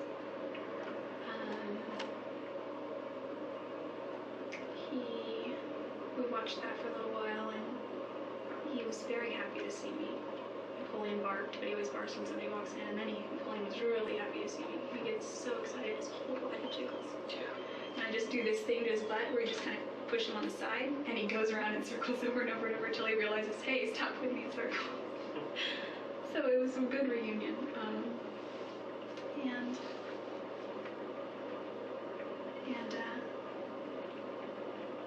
We went, I told him I was tired, I think, because I don't know what his intentions were, or what he thought my intentions were at the time, like we were going to do anything, but I was very exhausted from the trip, and I just said, look, I think I'm just going to sleep for a little while, and he said, that's fine. So I had slept pretty well the day before, but I was tired from driving all night, so I slept, and he slept, and we must have slept till about 1.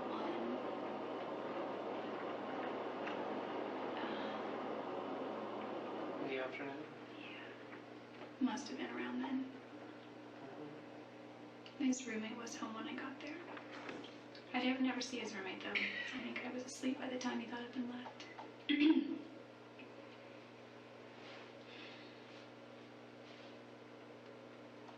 Okay, if you don't believe me, that's okay. I'm trying to.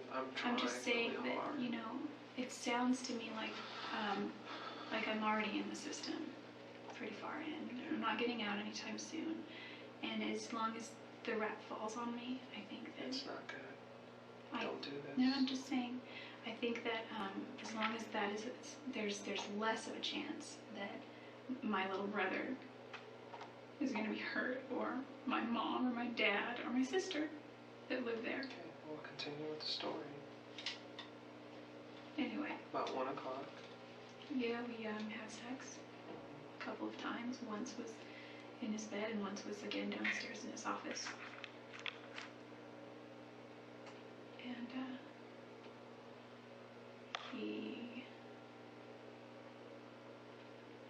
I don't know what he was looking at some pictures that I had brought for him. But he has a virus on his computer, so when you click the start menu on Windows XP or newer, 2000 or whatever, you have like my music, my pictures, my computer. Yeah. You can usually click on my computer and then go to the disk drive and open. You'd click the Windows and it would come up, but none of those my this music, computers, picture, or whatever, none of that would come up. So he had some kind of virus that he was dealing with, and then his screensaver was a bunch of little bugs eating up his screen. It was just weird. And he said that was from the virus too. I was like, that's a cute screensaver. He's like, yeah, it's my stupid virus. So, for some reason that was frustrating for both of us because we couldn't look at the pictures. And they were from a lot of our church history trips, which are on my other external drive, which I haven't been able to access for since after Christmas because it just quit. And I just haven't had the money to spend to get all that stuff back. So you guys worked with that for a while? Yeah, we had 3 discs, I think. Okay. Yeah, 3. And So what time is this now? You guys are messing with the computer? I don't really remember. It was after we had done A couple hours or yeah. an hour or so later? Yeah, maybe. Okay. Afternoon. I just, he had been cleaning his house.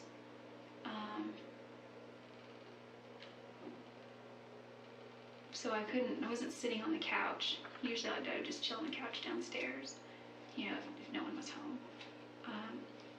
But he had like chairs and all that stuff all over the couch. Like he was cleaning the floors or something. Fed Napoleon. I don't know if he made phone calls or not, or what he was doing on the internet, but at one point he was going to go up and take a shower, and it took a lot of convincing prior when he was shaving. I was like, I got some ideas, and they didn't turn out good at all, not like I wanted to. But I thought that I could get some cool pictures of him shaving. It's because he does the whole old-fashioned thing with like this little, I don't know how it works. He liked it though, apparently, because he used it for his profile picture on MySpace. So those didn't turn out as good. I was going to do that again later, but I asked him if I could do pictures of him in the shower, and he's like, no. And I was like, I just have an idea. I have a couple ideas. And he's like, well, what do you mean? And I said, I saw this thing in a Calvin Klein ad once that looked really good. And so he was, you're right, he wasn't very comfortable at first. He's standing there and he's all, I feel gay. He has that look on his face though. So some I deleted and some I kept taking. And some he looked really good, I thought. The one that you showed me yesterday of him looking right at you, I think that's a great picture. He hates it. I don't know what he hates about that. I think it's a very good picture of him. So you were taking pictures and showing them? Yeah. He's all, let me see, I'm showing. His shower door was open, and his water pressure in that shower isn't that great, so it's not like water was going everywhere. What happened when the last picture was taken?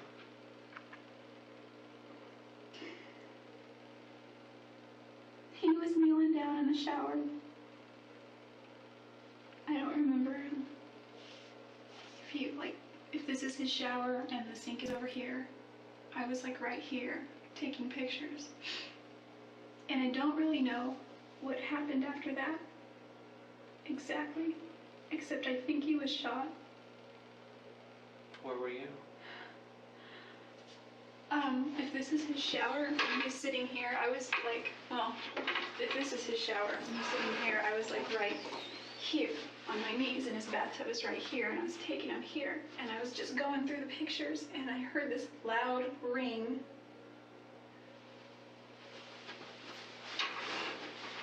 And I don't really remember except Travis was screaming. I think I got knocked out, but I don't think I was out long.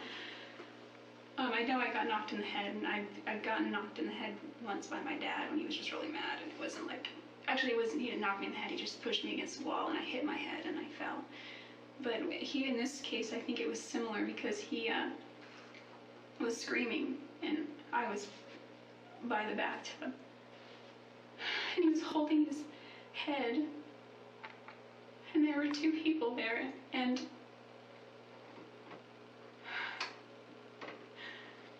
What'd you say?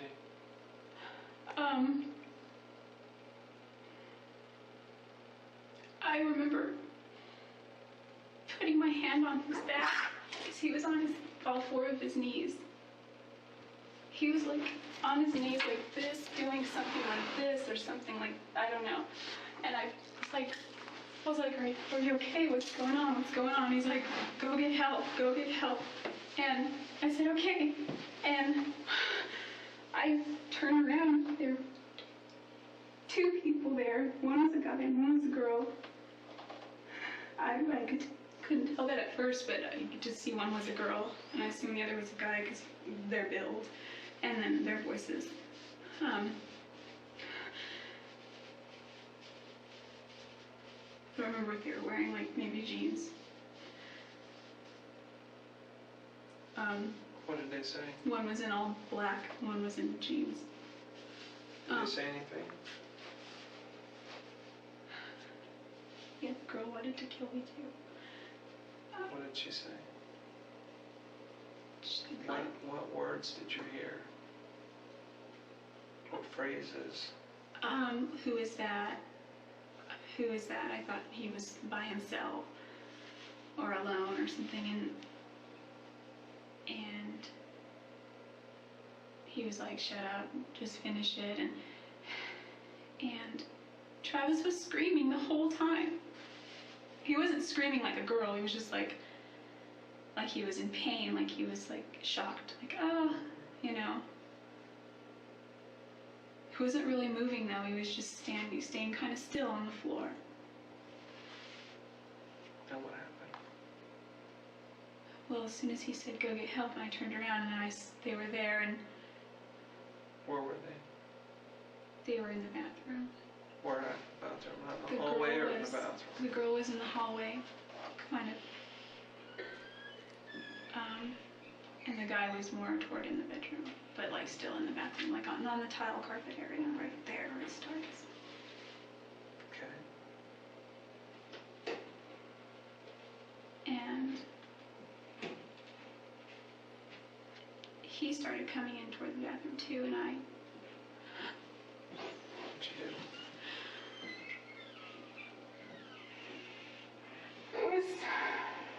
What happened?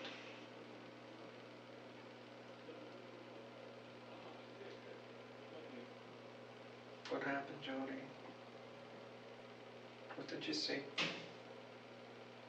I took it out like a little bitch. You took off? I ran, and he stopped me when And he stopped you? And Travis,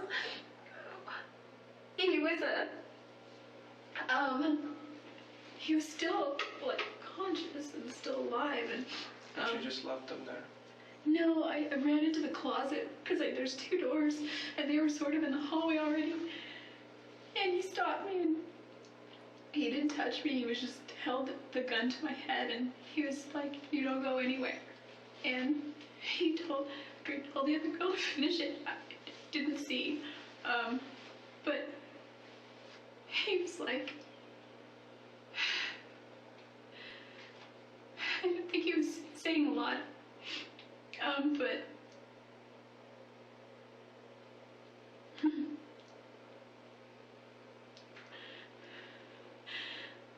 What happened? to stay there and not to move. And where was that, in the closet? No, it was like this. Sorry. Here, I see. This is bedroom. Okay, and then you got the long hallway to this bathroom, this sink. And you have the closet here. And then you have a shower. And then the bathtub right there. And then there's a toilet right there. Okay, this is the sink. Then his bedroom is, actually there's a closet door there. His bedroom. Yes, exactly. And so his closet is kind of like this position. So I ran this way because he was walking this way and she was already right here. And then he stopped me here and he said, "Don't move." And Travis was here or somewhere whereabouts, and he left the room for a minute. And I didn't have my stupid phone because it wasn't charged. And Travis's phone was downstairs, and I didn't know his roommates, I didn't think were home at the time. So, like, I was just trying to think if there's any way I could call 911 or call or get out of the house. There's no way out except downstairs. His windows they're 2 stories for one, and they were hard to get to. He had stuff here and blinds and screens and window coverings and, from the outside. And Okay. I just, she was over him, and I just rushed her and I pushed her, and Here's what? Travis was bleeding everywhere. What was she doing to him? Because he'd been shot at this time, right? Yeah, but he was still alive. He was still conscious even. Like, Still talking. he wasn't talking or saying much, but I could tell he was breathing. He seemed like he was breathing calmly, I think. He wasn't like, he was just there. I really remember it's such a blur. Okay. And so you did what now? You pushed her? She's a little bit bigger than me, not really in size, but height. And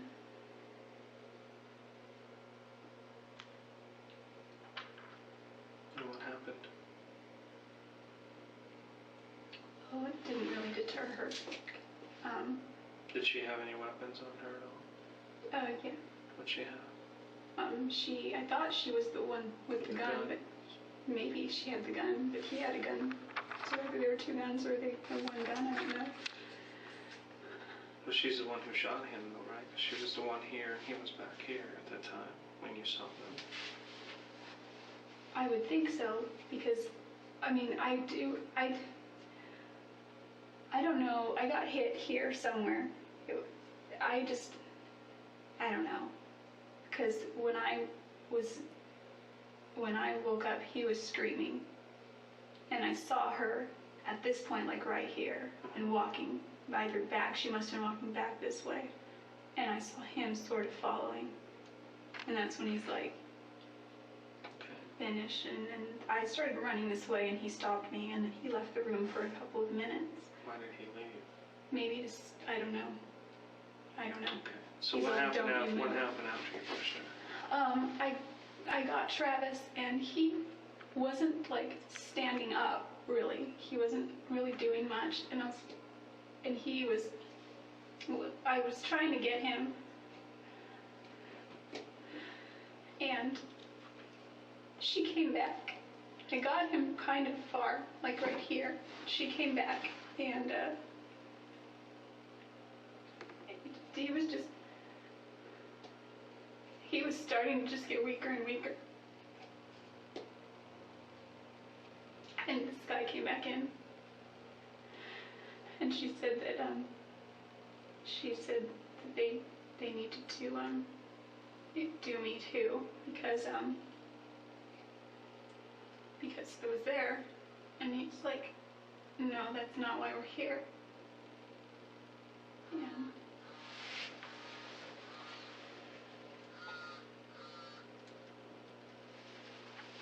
He had my purse, which I have on the dresser here, prior, somewhere. And what did they do after this? After you guys reached this? Just try to stick with the incident itself and what was going on.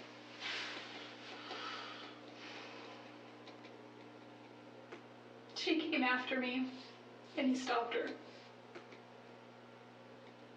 Okay. And she didn't get me. How was she gonna get you? Did she have a weapon? She had a knife.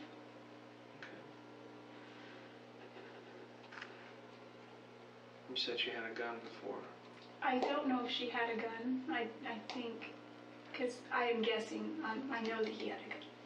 I don't know if she had a gun or not. So she was basically the aggressor. Yeah, unless he took a shot too. I don't know. But it seems like from what you're telling me, she was the aggressive one and he was the more passive. Yeah, I mean, there was definitely aggression as far as, I mean, I don't know what you define aggression by, but like there was definitely a sternness, and I wasn't like just free to walk out of there. Like, hey, it's cool, you know, and it wasn't anything like that. Then what happened?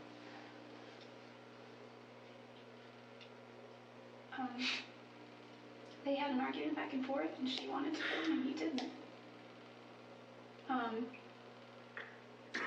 Why didn't they kill you? Just because he said? He said that's not what we're here for. Did they say why they were there? No. But it was obvious they were there for him. They didn't say why. So it seemed like they knew him, obviously. Yeah, but he didn't seem to know them. I mean, he was a little out of it. Plus, they had masks on anyway. But he didn't express any kind of recognition. I could talk. He was able to say, go get help. And at one point he said, go to my neighbor's house. Go to my neighbor's house. So that if you...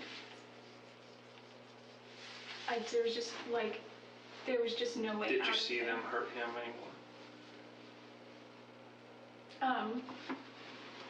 Other than a gunshot? She had a knife and I don't know. He was bleeding everywhere. It was like, when she rushed me afterward, or she came back, I rushed her, but she kind of came back at me. Why didn't she? Travis and I were right about here, maybe? I don't know. Halfway? I don't know.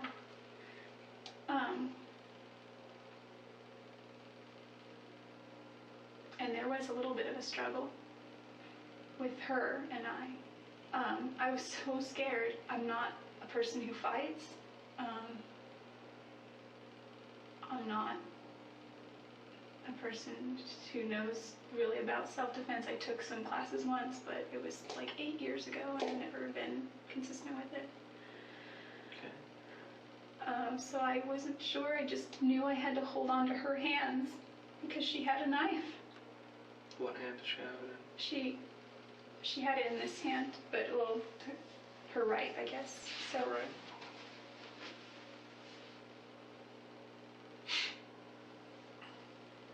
What happened?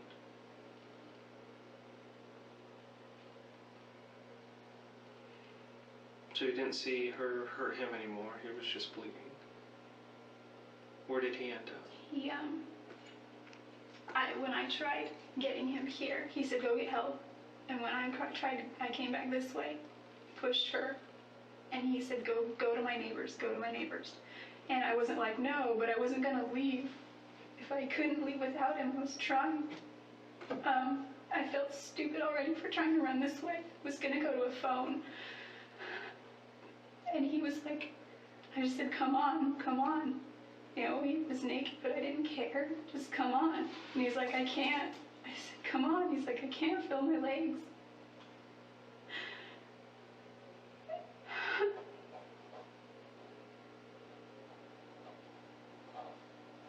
And they wouldn't let me be by him. Were you clothed at that time, or were you also nude? Yeah, I was clothed. Are those the pants that I showed you the other day on that camera? I don't think I have pants like that. I don't know. I've got a lot of clothes. I'm trying to remember the clothes that I took to that trip. Oh, I do have another pair of striped pants, and they're gray though with a black stripe. I don't think they were those. I don't know. Okay. So what happened after that? They had a conversation about killing you two, and then they decided not to. She Go from really, that really, point. really wanted to. What happened then? From there, they were, I was here, like his armoire or whatever it's called with his TV was here, and I was right about here, and I had to stay here. And I was calling his name, and they were like, shut the hell up. And I was just, I don't know if I was crying. It was all just like, it was so weird. He was going through my purse, and he pulled out my wallet, and he just took some cash. I had, though, my cash stashed in the jeans I had worn, like a good chunk of it, not like $80, stashed in 420s in the back of my jeans pockets, which were in my backpack. But I had some cash in here, not all of it, though. Okay. So he took that, and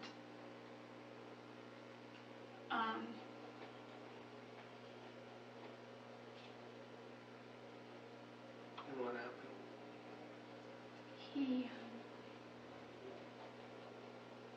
he was, What was she doing?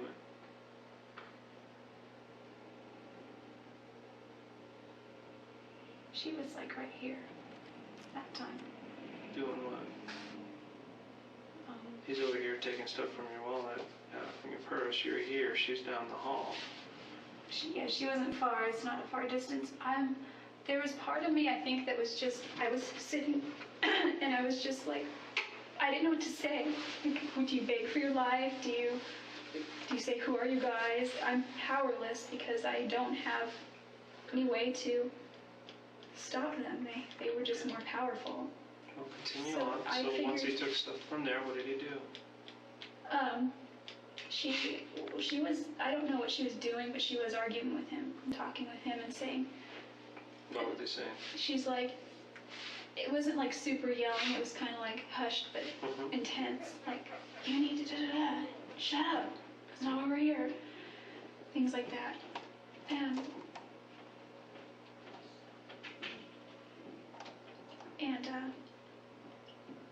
he grabbed my wallet, and he was looking through it. He just took the cash, put it in his pocket. He got my registration out of my wallet, and he said,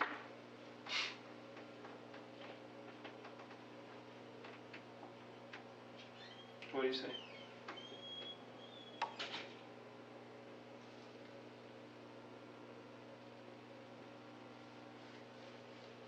he said, you must be that bitch from California. And he was going like this with my registration. And he said,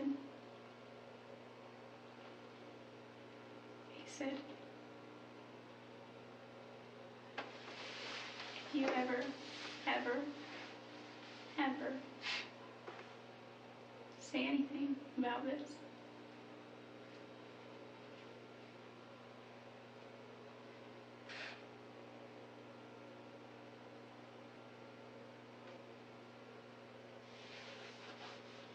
he said they'll do to my family the same way and me. And I didn't care so much about me at that point. He said, you need to leave. And don't you call anybody. And don't you say anything. And don't you act like anything happened. He's all, I'm giving you one chance. And she said she's gonna rat us off. She's gonna say something. And he was like, shut up. He was like, you get one chance.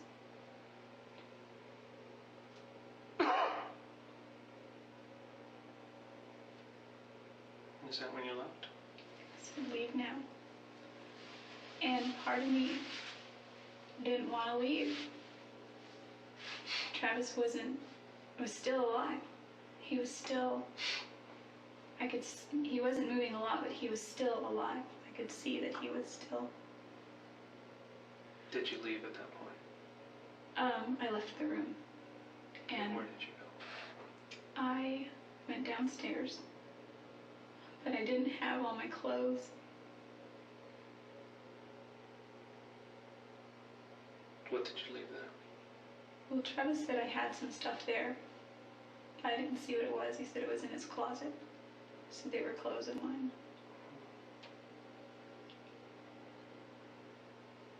But all I had was my purse and my backpack. I left those, and I went outside. And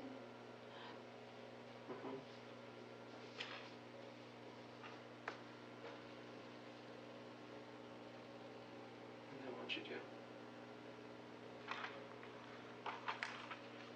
I wanted to get help. I just wanted to get help. He told me that if I didn't say anything, then I wouldn't even live to regret it, but that I would regret it. No idea why they did this to him. You have to know something about it. Trying to think what else was said. Anything that clicked in your mind. Because why would anybody do this to him? He does nothing but help people. Everybody likes him. Doesn't owe people money. Owe people like that anyway. No. He doesn't get involved in things he's not supposed to get involved in. He doesn't do drugs. Doesn't seem like a robbery. No, it doesn't. Burglary. I was wondering if they took my stuff to make it look that way, and he told me to leave. And, Travis usually keeps his cash in his wallet. So you didn't see what happened to him then? I just saw that. Did you get hurt at all? You said you were fighting with her. Yeah. What happened to you? She cut me. Where at? My hand. Let me see. Where at? You Can you actually show can't me? see it. If you look at my finger isn't the same though. Let me see. Where did it get cut? It was conveniently it was right on the crease. Right there on the crease? Can you see? Oh, it's kind of in purpler color, I guess. This one here, right Here, there. this. Yeah, right on the crease. Oh, there's a vein on this one, maybe. No. Is this one here? Yeah. So a slice there. Yeah. Just a small one? Or was it pretty deep? I don't know how deep it was, but my finger hurt for a while. Okay, so like right in that crease that you, right, across both of them? Not my middle finger. It cut this one a little, but not as much. This is where it really went. I don't know how it happened that all these other fingers were missed, but this one, maybe that, I don't know. This one, like I still can't close this finger all the way. It's as close as it goes. Whereas this one goes like that. Mm-hmm. Also, my CTR ring used to fit both fingers, and I can't get it on this finger anymore. So they cut pretty deep then? I guess if you feel it, squeeze it, it just feels like bone, like there's nothing abnormal there. Mm-hmm. But again, like my CTR ring slides right on this finger, and it used to slide right in off this finger, and I just can't fit a ring on here. Okay. It's a bigger size now. What about this hair? What's that from? That's my cat. Okay. I'm pretty sure. She scratches me a lot. So when you were told to leave, you left? Did you get in your car and drive away? I always have my keys. My keys are on. I'll have a little clip on them, and I do that because I'm very, very spacey. Did you see any other cars in the driveway or on the street? Any vehicle descriptions you can give us? No, not that I don't think his roommate's around. And you just left. You didn't run to the neighbors. You didn't try calling. You knew they were in his house. You had time to run to a neighbor. Why didn't you do that? I was really scared. I was really freaked out of my mind. Okay. I don't believe you. I came in here hoping that you would tell me the truth. And this is not the truth, Jodi. This is all I know. Does not make any sense. Does not make any sense. That's all I know.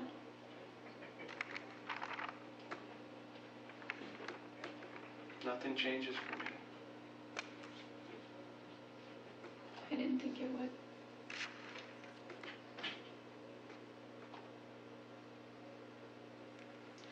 I feel responsible because I feel that I could have done more. I feel that I should have gotten help. I feel that I should have been stronger. You feel responsible because you did this. I did not kill Jodi, Travis. You did. And there's nothing you can say that'll change my mind at this point. This is an elaborate story which does not make any sense. Two people come in, first two white males, and then later you change it to... No, I don't think I ever said white male. Yes, you did. When? At the beginning of the story. Oh, it was one. And then you change it, oh no, one's a female. Oh, I was female the whole time. I said I wasn't sure at first, but you could tell by their build. Okay. That doesn't make any sense to me. And there's no reason anybody would go after him. There's nothing in his past, nothing in his, at that time that he was going through that would cause somebody to do that to him. And the fact that they left you alive and let you go, that never happens. Why would anybody do that? Why would somebody risk the chance of getting caught, just letting you run out the front door when they're upstairs in this house, killing somebody, knowing that you could just run across the street and tell somebody? It doesn't make any sense. Does it make any sense to you? It doesn't, does it? No, they argued about it. It doesn't make sense. I thought for sure I was dead.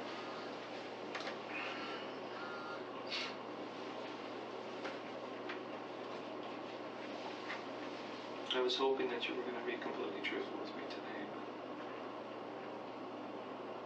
Obviously, that's not the case. I know you were there. I know you've had some situation go on with him that got out of control. And the cut that you're showing me there, it's pretty obvious how that happened. I've seen that before. That happens when a knife slips through someone's hand because of blood.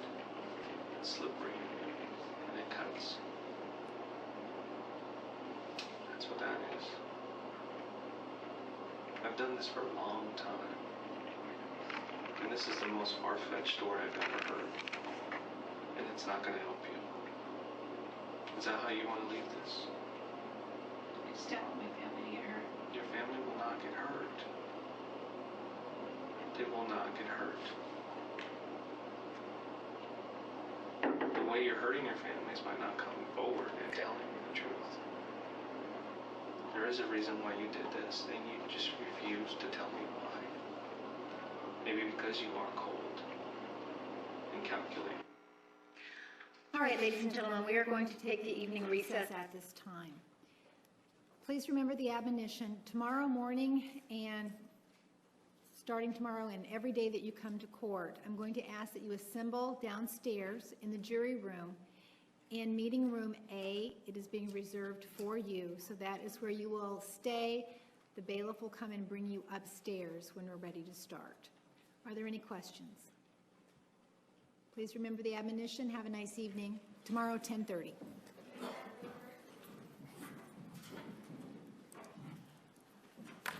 You can step down. The record will show the jury has left the courtroom. Mr. Martinez, this is 2 pages from your transcript. Just with regard to Exhibit 3, the one that we were playing, I would like to be in the DVD player. I'm afraid if I pull it out, that it will end up going to the beginning. So I'm also going to leave the DVD player on, if that's okay. Is there any way we can make note of where it's at? It With the left off With with, the DVD player? no, I don't know, I just know that she said, I just don't want my family to get hurt, and then the detectives filed into your family will not get hurt, and that's what we left on. All right, you can leave it there. The machine will be turned off. I don't know if that will make a difference, but the power will go off at some point. Right, but the machine, the DVD player will stay on, but the machine that runs it will turn off, right? Correct. Okay. All right, anything else? All right, see you tomorrow.